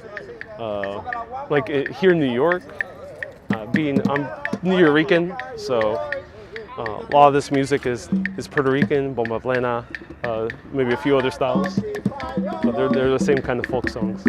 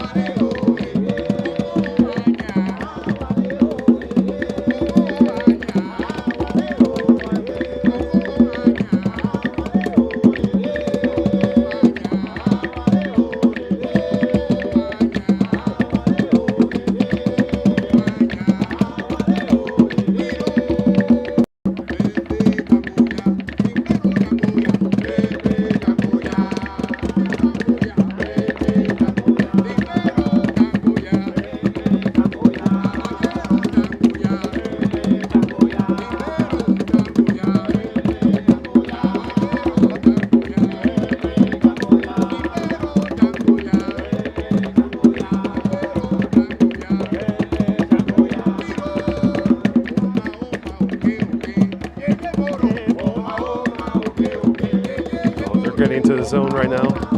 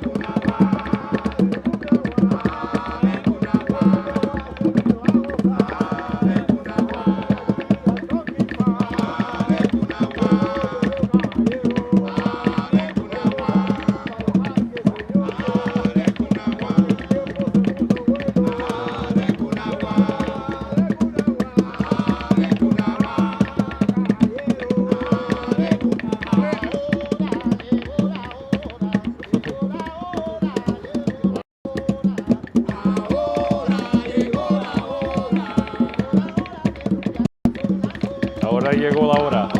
Right now the time has arrived. That's what they're saying. Right now the time has arrived.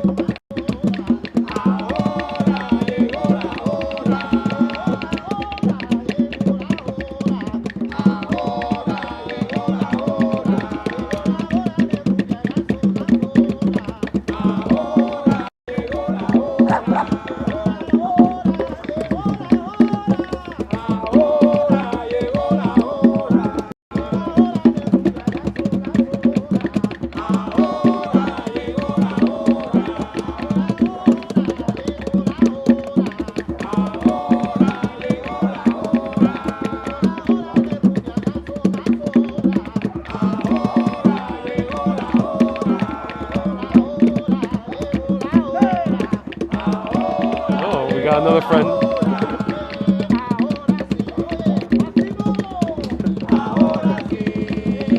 We got more of them coming in.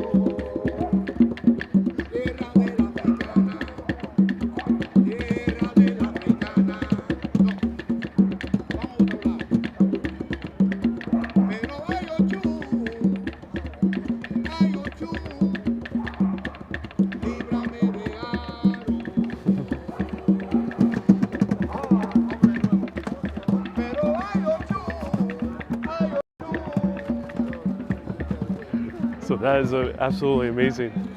So this neighborhood used to be a very popular New York neighborhood called Loisaida. And Loisaida was a Spanishization of Lower East Side, Loisaida. So if you were to come here, even when I was young, 1990s, you would hear this music a lot more often around the neighborhood. My dad, the executive producer of the car tours, he himself has played in concerts in this neighborhood back in the 1990s. Not so much Bomba y Plena, he did more Latin jazz and Latin rock. But yeah, it's fun listening to that music.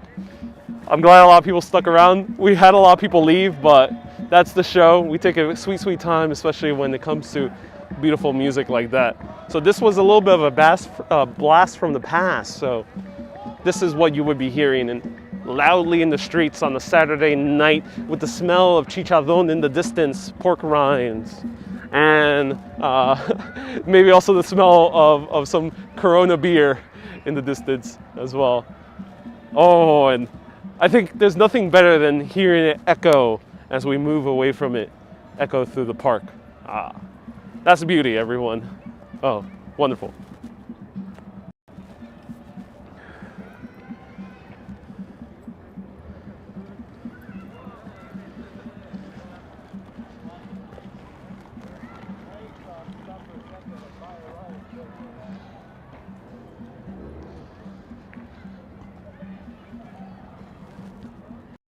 Irene asked, what instrument does my executive producer play?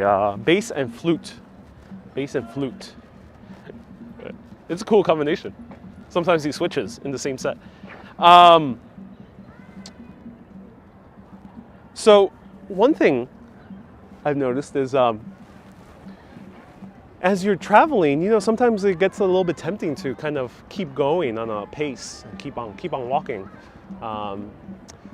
But when it comes to music, especially this type of music, sometimes you just gotta give yourself to it. It takes a while to kind of just, you yourself get, as the audience, not let alone the guys playing it, you yourself get into this kind of trance. You yourself, you know, get kind of swept up by the music. Especially, it is very repetitive music and it's done on purpose. So you do get into that trance. And maybe if you get to that trance very heavily enough, maybe you'll see Yuki-Yu, which is, Yuki-Yu is basically kind of like the guy who lives at the god who lives on the top of the mountains in Puerto Rico. So I hope you enjoyed that. Let's walk around. Let's walk around a little bit through what used to be Loisaida. Not so much. Still a few Puerto Ricans here, as you noticed, but maybe we'll see a little bit of remnants of Loisaida here.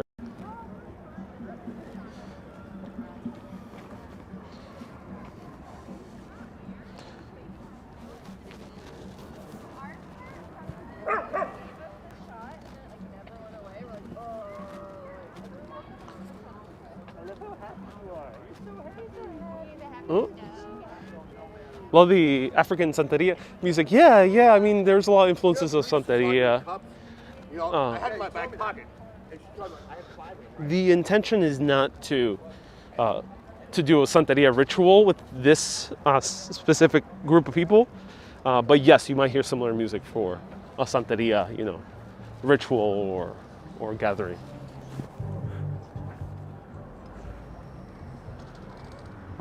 I got up and twerked to the drums.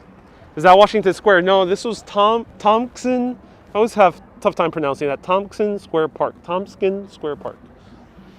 Great park. Highly recommend it. Especially during the spring and summer months. It gets very lively. A lot of people out and about. That was a lot of fun. Oh, I'm so glad, Miss Alma. E. Rivas is asking, what's Santeria? Great question. Santeria is a belief system in the Caribbean specifically that basically makes analogs of African gods, whatever the area of Africa they were from. And I think it's mostly a lot of Yoruba Africans. They made analogs from African gods to Catholic saints. And there's a host of rituals, and I think it depends on the island. But you can think of some of the rituals for some of the islands, like specifically like certain areas of Cuba, similar to like voodoo in Haiti.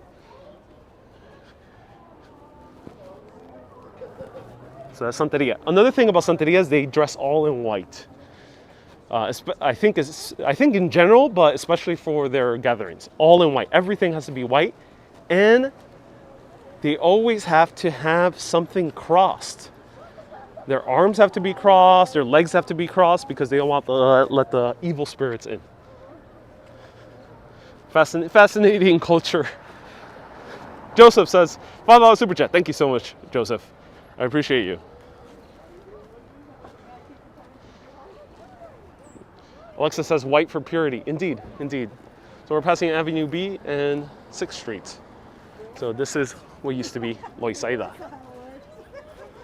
There's one remnant of Loisaida here. One of my favorite places. Hey, Joseph, thank you so much for the super chat, Joseph. Let me know if anyone left a super chat I missed you, or a PayPal, or became a YouTube member. If you want to become a YouTube member, press that join button down below if you have access to the Urbanist Insiders Club tomorrow at 4 p.m. And also bonus videos. There's one coming up soon. Maria says, and they sacrifice animals as well. Yes, indeed. And they have found animal sacrifices in Prospect Park. Yep, literally, from Santeros. A lot of people out on a Thursday. Yeah, I mean, it's a very young, vibrant neighborhood. So if you really, for nightlife, this is one of the better neighborhoods to visit.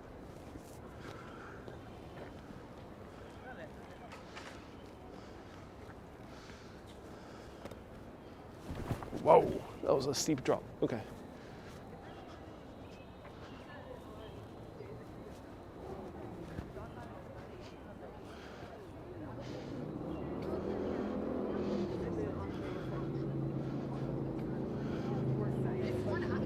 Hey, am I near McSorley's? Yeah, we are basically 5 minutes away from McSorley's right now. You go on 6th Street, 4 avenues down, you reach McSorley's.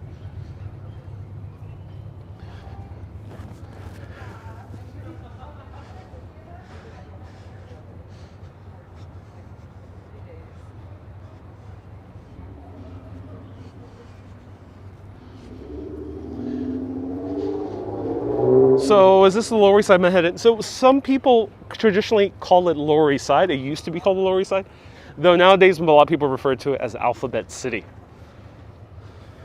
As I mentioned, the Puerto Ricans used to call it Loisaida. And it applied to the modern day Lower East Side as well. Neighborhoods, of course, names change, but now it's known as Alphabet City. Older residents might still call it the Lower East Side.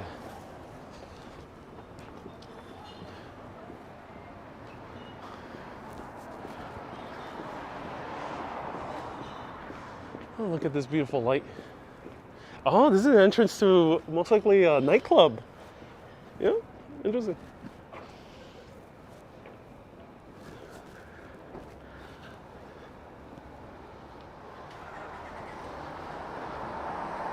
Bars open here. Yes, bars are open. People are drinking in copious amounts. Oh. Are you going to say Mark's Place? No, not today.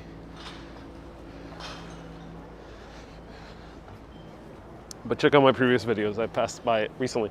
Ooh, gourmet empanadas. Empanadas. Let me pronounce it correctly. Empanada. All right. Oh, this used to be one of my favorite soul food places. It closed down a few years ago. It used to be Mama's Bar. This was one of the few places to get very good quality soul food, which is like mac and cheese, mashed potatoes, fried chicken. R.I.P. Here you can dine like a king from a deli sandwich.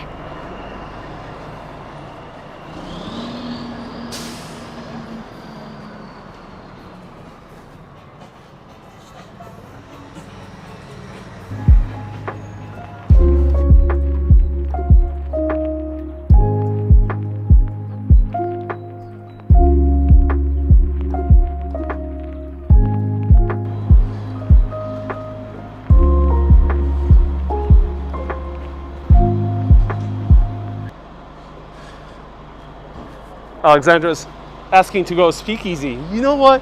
There is Angel Share. I don't know of any others in this immediate area. There is Angel Share.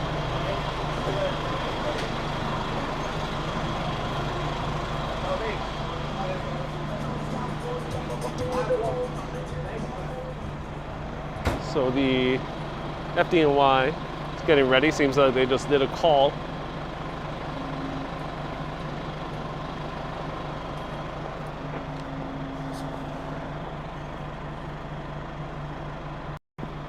Hey, just for the rules of the chat, keep it about cities, history, food, and culture. Anything related, basically, to exploring the city. And no soliciting for people's Instagrams. If you do solicit someone's Instagram, we will time you out if it's not called for. Take that to private message if you want to, or don't.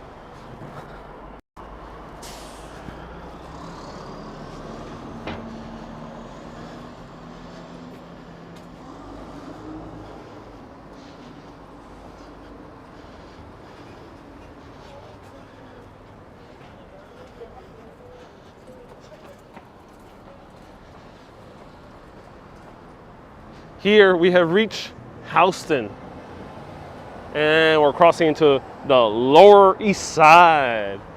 Now this is the Lower East Side, the modern day one, after Houston. And one of the best places to grab pancakes, Clinton Street Baking Company. Ooh, amazing. No, this is not the Bowery. We're close to the Bowery, but not the Bowery. This is Houston.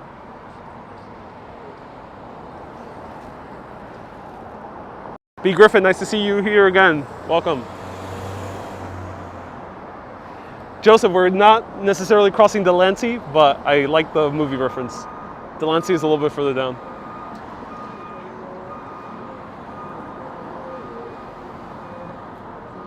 Am I near Orchard Street? I am indeed, about like a little bit less than a 5-minute walk.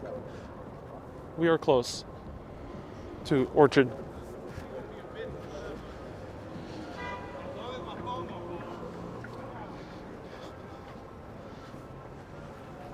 So it's Houston.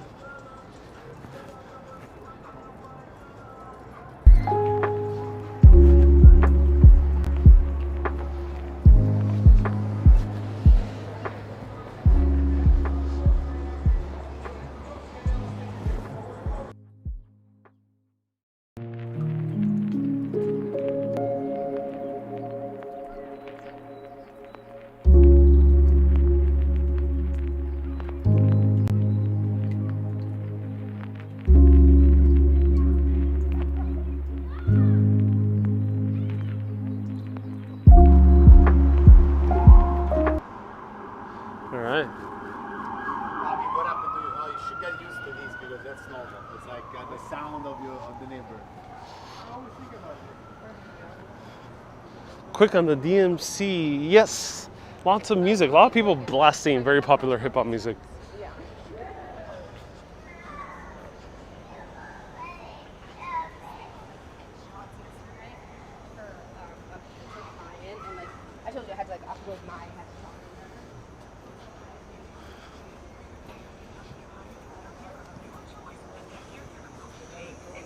HX Tid, thank you so much for tuning in. I appreciate you.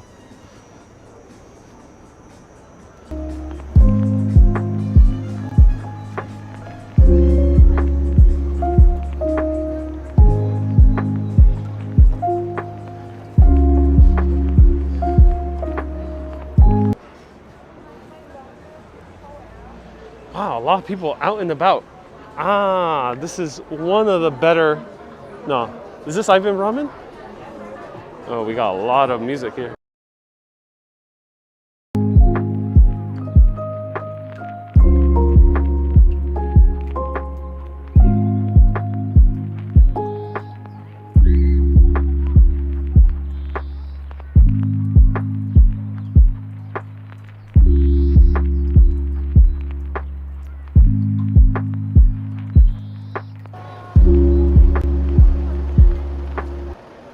Wow, it's really, really popping here.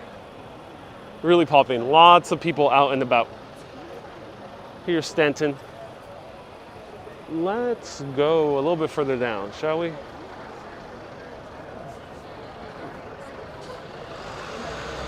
Lots of people out and about.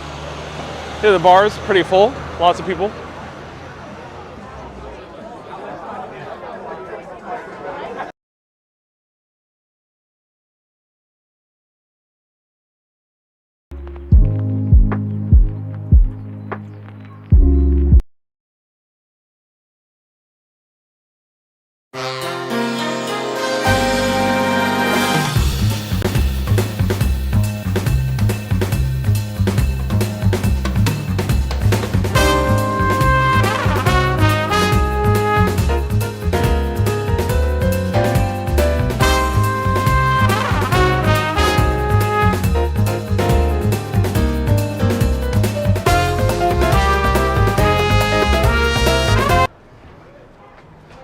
This is like a minefield for streamers.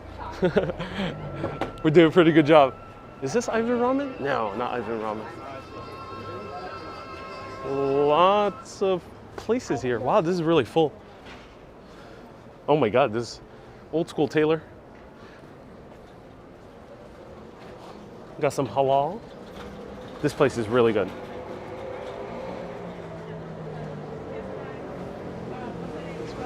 This place is the bomb. Okay.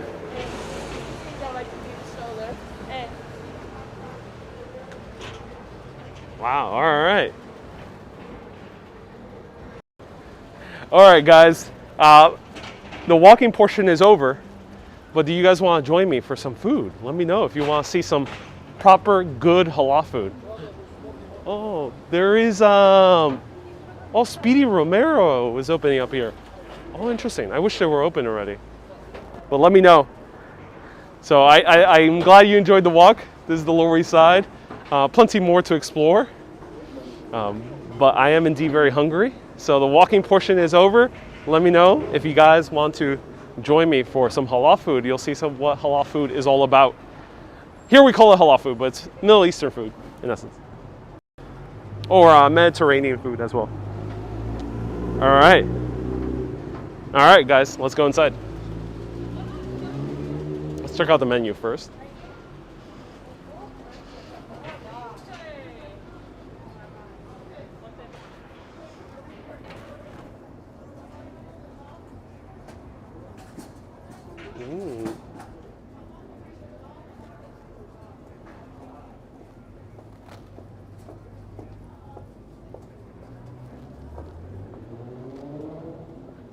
Oh my God, some lamb. Whoa, that looks good.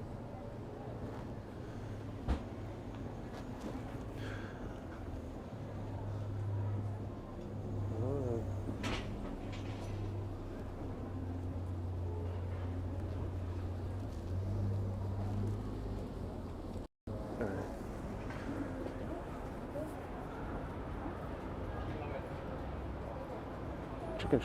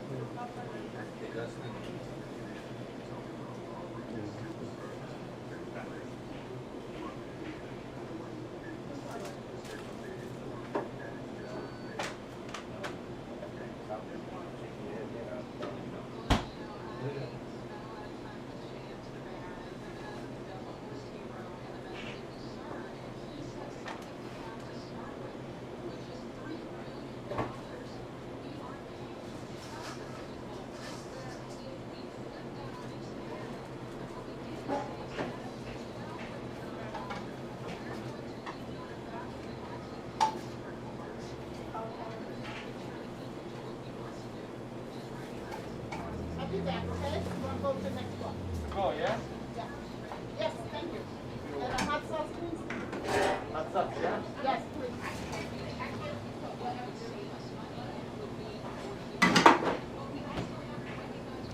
Hey, I'll have a lamb mixed grill, please.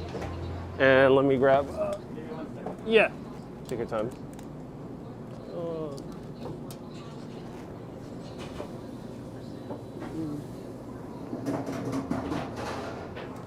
Excuse me, let me grab a water. You have any sparkling water? No. This is we have. Okay, cool. I'll grab regular water. And one water, yeah? Yeah.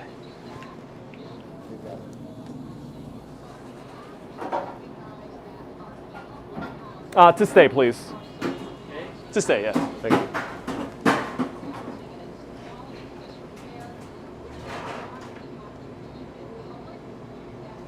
Oh, shit.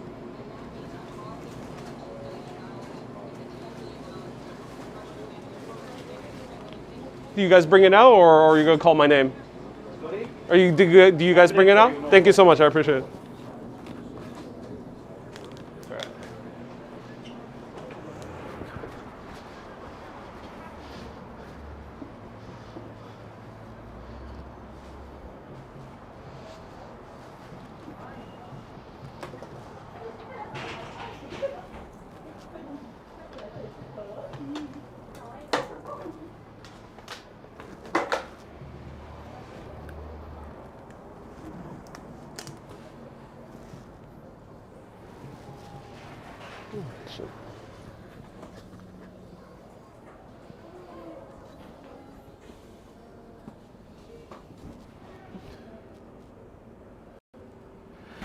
All right, cool. So, first time I'm actually trying the lamb mixed grill. It looks like a huge plate, so excited to try it out. We are in a bubble, everyone. You know when they say that New Yorkers live in a bubble? Here we are. Gene, thank you so much for the $10 PayPal. I appreciate you, Gene. Thank you so much for the $10 PayPal. Thank you. What type of restaurant is this? So this is halal. That's what people call it. It's kind of a catch-all term. Obviously, it means halal, like it's the Islamic version of kosher. But beyond that, it's also the catch-all term for Mediterranean / Middle Eastern food. So it could mean Egyptian, Lebanese, Syrian, proper Middle East like Arabia, Saudi Arabia. Sometimes it can be Moroccan and Algerian food, but yeah, halal is the catch-all term for that entire region, which has a lot of similar types of foods. Vegan here, but can't watch you eat lamb. That's okay. That's understandable. Kay says that I order some for you. This place is huge, so I think there'll be plenty to share. And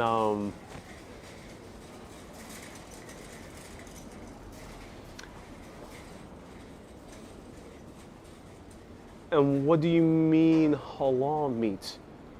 Halal is the Islamic version of kosher.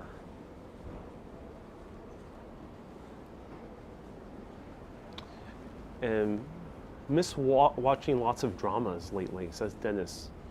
Oh, Dennis, sorry, I can't help you here. No drama on this channel. We are a lighthearted exploration channel. No drama here.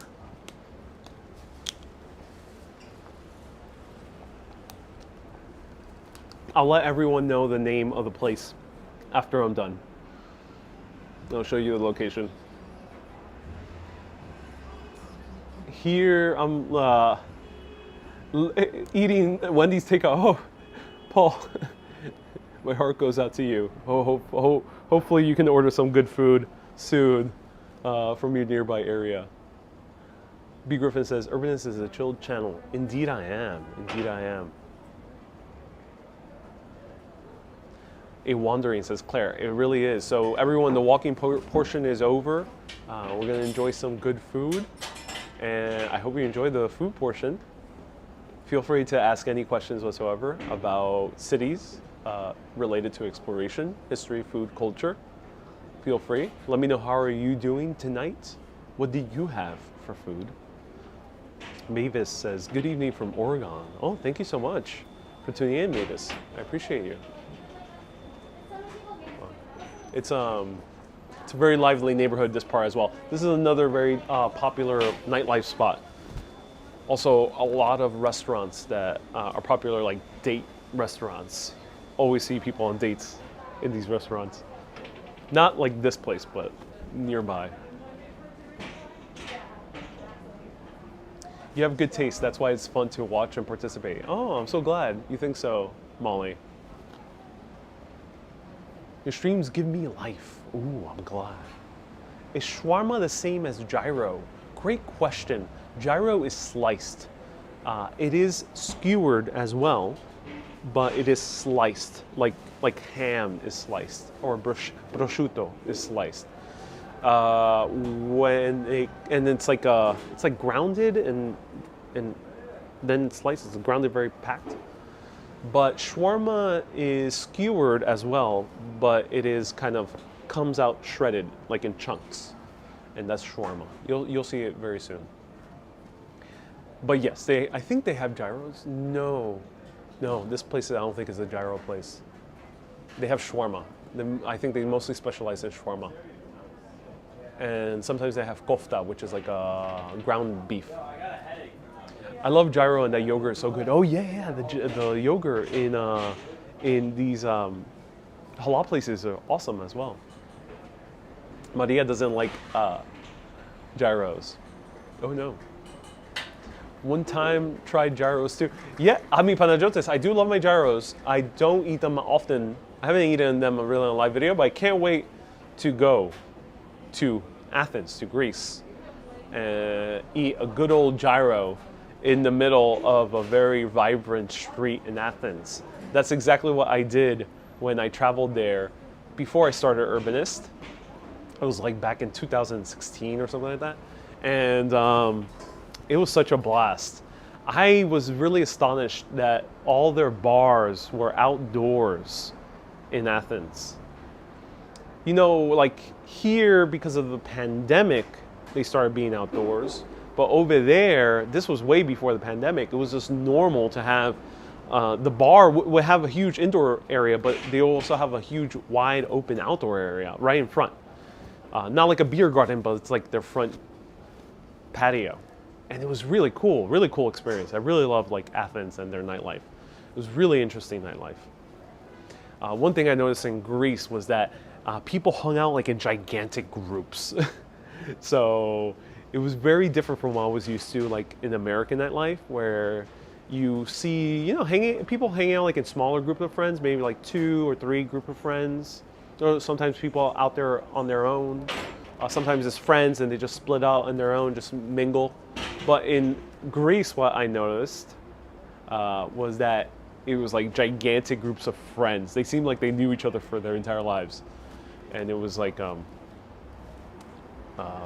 7, 10, 12 people. Is it safe near the street? Yeah, it is. I feel safe near the street. I mean, it is a tiny street. I mean, there's a little space for cars, but luckily people are not driving super recklessly here. Oh, wow. And we have a lot of people playing loud music.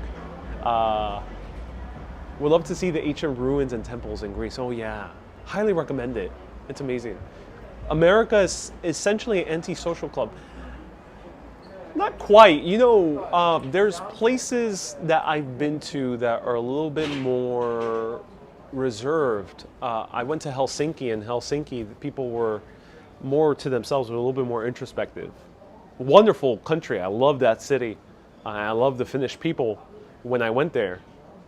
But I noticed it was a bit more introspective than America. So I don't think America is necessarily antisocial. We might not just be as kind of since we don't live in extended families, we don't really have these kind of tight-knit groups that you might see in the Mediterranean, in Italy, in Greece, in Spain, for example. You don't see these kind of really tight-knit groups. Of course, we're generalizing, but you don't see that often. And I think that's why it might seem like a big difference when you go to the Mediterranean and you see huge groups of people all hanging out with each other. They seem like they knew each other for their entire lives. They probably did, because they grew up in the same village, or they grew up in the same block. And their family knows each other. And maybe they're all part of the same family. But not quite here. We don't really have too many extended families. Just in general, US. It's kind of like faded out of style. People move on to the suburbs and live in these tiny little homes. Separated from their neighbors. So there's very few what's called third spaces in America. And in terms of like sociology, humans, how they live. There's three types of spaces that people inhabit. There's the first space, which is your home. There's the second space, which is your office. And there's the third space, which is what you do after work or what you do on the weekend. For example, a UK culture and Irish culture, the third space usually tends to be the pub for a lot of people. In Parisian culture, the third space is usually the cafe. That's the third space for a lot of Parisians, or the brasserie. For Romans, it's the trattoria or the aperitivo bar. For some Americans, like here in New York City, it's the coffee shop or the nearby dive bar. But in the rest of America, or even the outskirts of New York City, there's not that many third spaces. Yeah, you might have some exceptions that people hanging out in a pub or a bar or a coffee shop, and you do see those places, but they're not so common. People have kind of lost the third space, and the third space for much of America has become the mall. And by becoming the mall, the mall is not really a good third space, I would say. Probably not the most conducive to forming really strong relationships. So that's why America might seem different from other countries.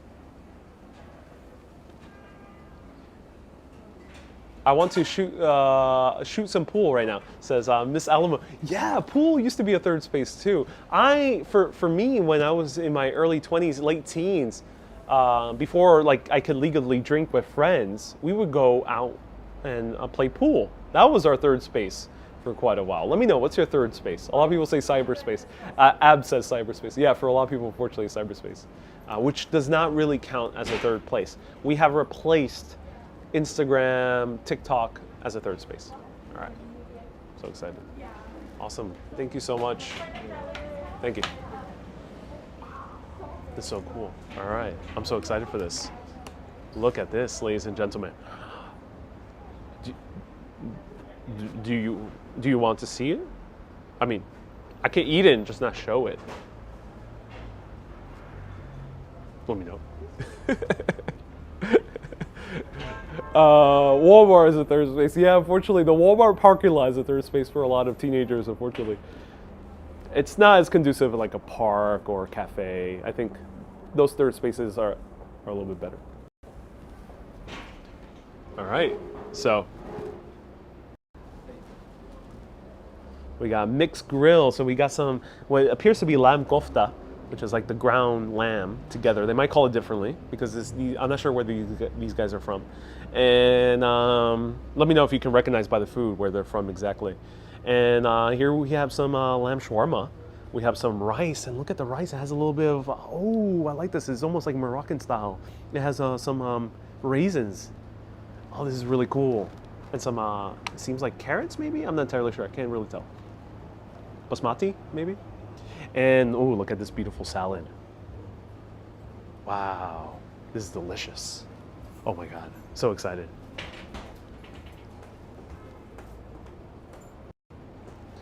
I'm so hyped for this. While Delish, you are hungry. I am really hungry. I've been walking almost the entire day. Like, I just walk nonstop since like, listen, 9 a.m. So, yeah, I'm hungry. All right, let's try this out. Let's do a taste test. Check out how this is. Then, right after, I'll tell you the name of the place.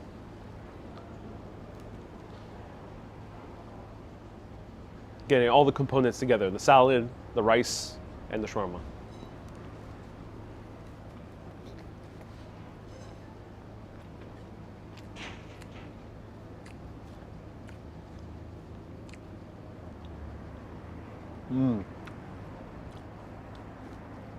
Oh yeah, okay. Whoa. First of all, the shawarma. It's so tender. Lamb shawarma, so beautifully, wonderfully tender. Look at that. And you have that slight crunchy exterior. So you have a little bit of crunchy like skin, so to speak. That makes it just like a perfect combination of crunchy and tender at the same time. Like a good fried chicken in essence. Wow, this is a really great shawarma. The key to a shawarma is that you have like a creamy taste to it. That's why I really love the shawarma specifically from like Lebanese food, if you ever tried it. And we don't have too much Lebanese food here, but go to Montreal. They have some of the best Lebanese food ever. That I've tried out. I haven't been to Lebanon yet, so Lebanese food I've tried in North America.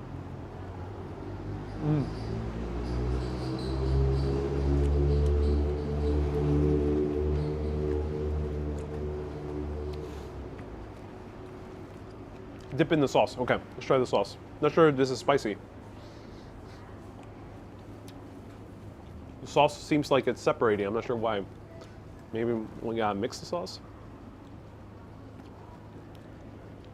Let's see. Let's see if this is spicy sauce.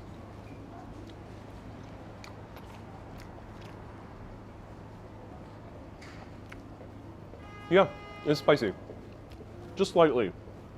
Just a slight kick. It seems like they mixed, it's like spicy sauce and some type of, what is it called? I forgot the name of the, it's like hummus, but more liquidy. Tahini, thank you, tahini. It's like a spicy tahini. Thank you so much, Babu. Spicy tahini. Hey, what's your treat for yourself when you get home from a long walk? I tend to just watch YouTube videos. And honestly, I just go back right to work. I'm gonna probably start editing after this. So I've been working a lot. I do research. I edit videos. I have to sometimes reply to emails because I spend most of the day walking around. And if I don't have to do those things, then I just watch some YouTube or maybe do some yoga. Tonight I'm going to do some yoga because I've been walking a whole lot. Yeah, yoga feels good. Let's try some rice on its own.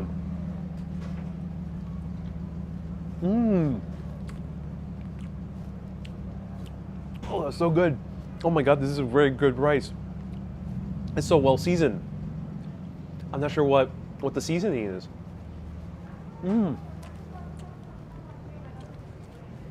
Hints of sweetness with that raisins, but wow, that's some good rice.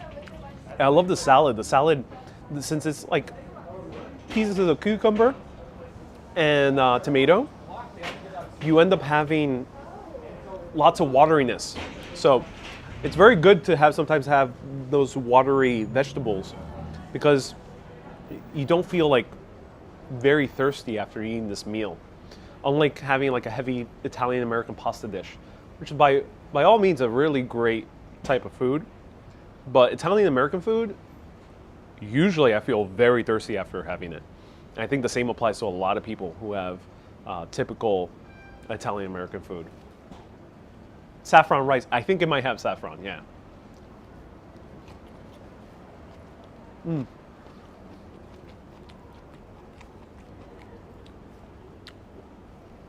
Let's try the kofta. So kofta, basically you can think of it as a lamb burger. It's a lamb burger, but rather than shaped like a burger, it's shaped like a hot dog. A lamb burger. Let's try it out.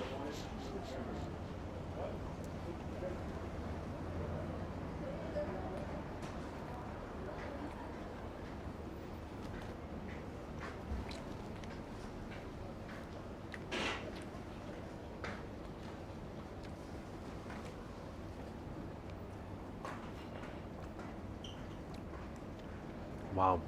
So, wow, that's good. So kofta. I might be mispronouncing it, so do let me know how to pronounce it. And they might call it a different name here in this specific place. But kofta can be really hit or miss. Like you can have really bad kofta. Just like you can have a bad burger. And frankly, not that many places do a good kofta here in New York City. That's why I rarely ever eat it. because it tastes dry. It tastes not well seasoned, and it's overcooked. But this one, see just a little shade of pink right there in the center. Perfectly cooked, extremely well seasoned. The spices seem like they're fresh spices, not like, the grounded spices.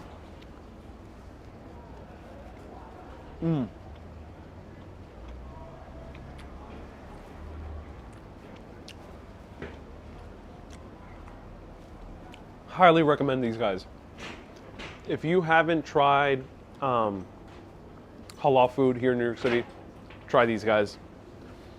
It is absolutely amazing food, really well seasoned. Kofta is with onions and seasoning is yummy. Lambs are cute. I like them. No one should eat. Someone in the kitchen knew what they were doing, says Deborah. Yeah. So if you're vegan, if you're vegetarian, they do have vegetarian bites. They have a falafel, mixed falafel dish, which is really good. Their falafel is also really awesome.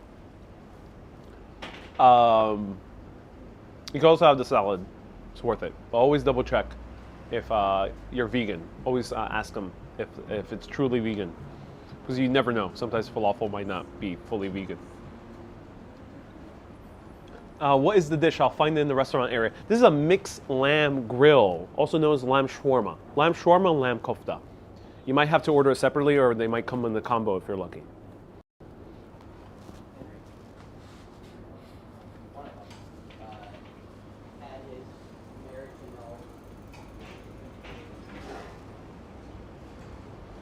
Wife says, I look very innocent whenever I eat. Your inner self comes out in the face. Oh, I'm glad. I'm glad that's the case.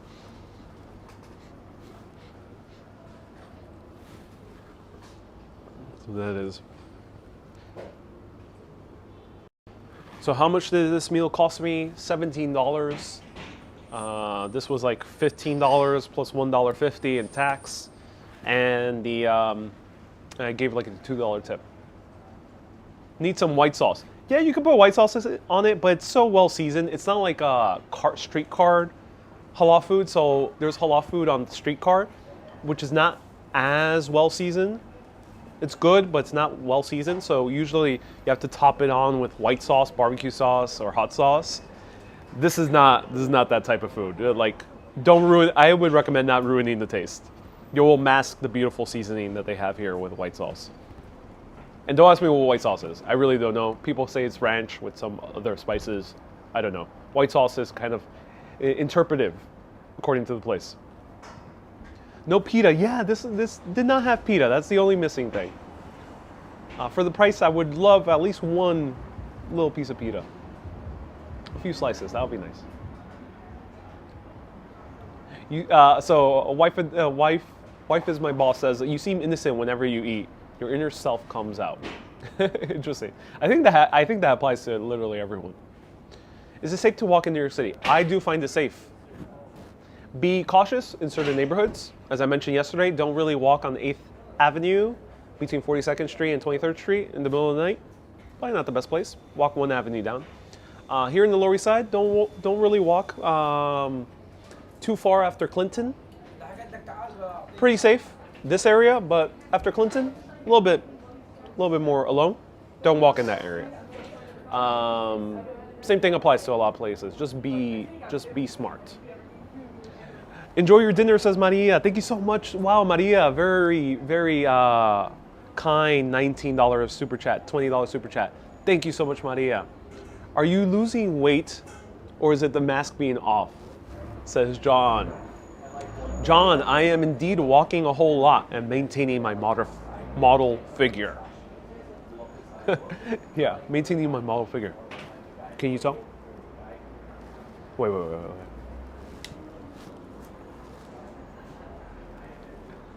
There we go. My model figure. Maria, la la la la la la la la. Because Maria gave a $20 super chat, I'll just say, Maria, I don't know the rest of the words. Everyone, that was my blue steel. Speaking of which, I might give Zoolander a rewatch. I could use a good comedy. Claire says I am a model. Claire, shh, don't tell anyone my day job. Keep it on the down low. You know. When you see me in a Calvin Klein cover, that's definitely not me. Nope. That is someone who looks like me. Yeah, he might have dark hair, he might have a mustache, but it is not me. No, not at all. Not at all. I look completely the same without glasses.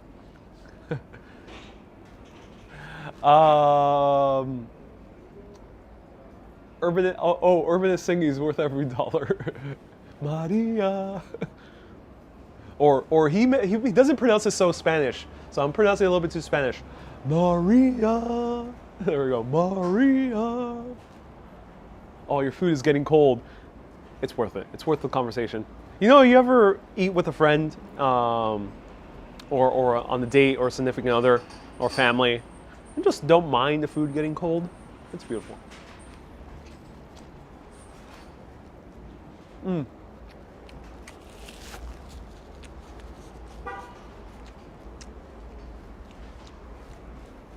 Susie says I should be an actor.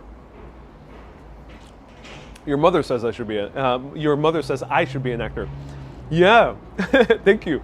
I've been very tempted to act. Inside out, living la vida loca. Oh, is that a sign by the Puerto Rican gods? Is that a sign by Yuki Yu? So Ricky Martin played right exactly when you say I should act. Maybe that's the sign by Yuki Yu, the Puerto Rican Zeus, I think. I call him the Puerto Rican Zeus. Yo, me está dando hambre. Seré. Ah, qué bien. Can you do an album where you sing? Says Alexandra. I might make a cameo. All right, everyone. Thank you so much for tuning in. I'm gonna eat the rest of this meal. I'll show you the name of the place and the address. Thank you so much for tuning in. Stay tuned tomorrow for the Urbanist Insider Club. Tomorrow at 4 p.m. If you're a super urbanist, if you support on YT, FB, or Patreon, you'll have access to the Urbanist Insider Club, where we have a chat. And you have more of my attention, and we might jump on the same call together. So stay tuned for that. At 1 p.m., there's a special, amazing new series called The New York Urbanist. It's experimental. Who knows what's going to happen? It might be a grand, lavish success, or it might be a terrible, horrible failure. But it's going to be fun. Stay tuned, 1 p.m. for the very first episode, the test pilot episode of The New York Urbanist. It's live, but probably something you haven't seen before. Stay tuned. Keep being awesome, and always keep on exploring. Let me show you the name of the place, actually. Name of the place, Lava. And it's located in 57 Clinton Street. All right, everyone. Music is playing. It's my cue to leave. Have a great day, everyone.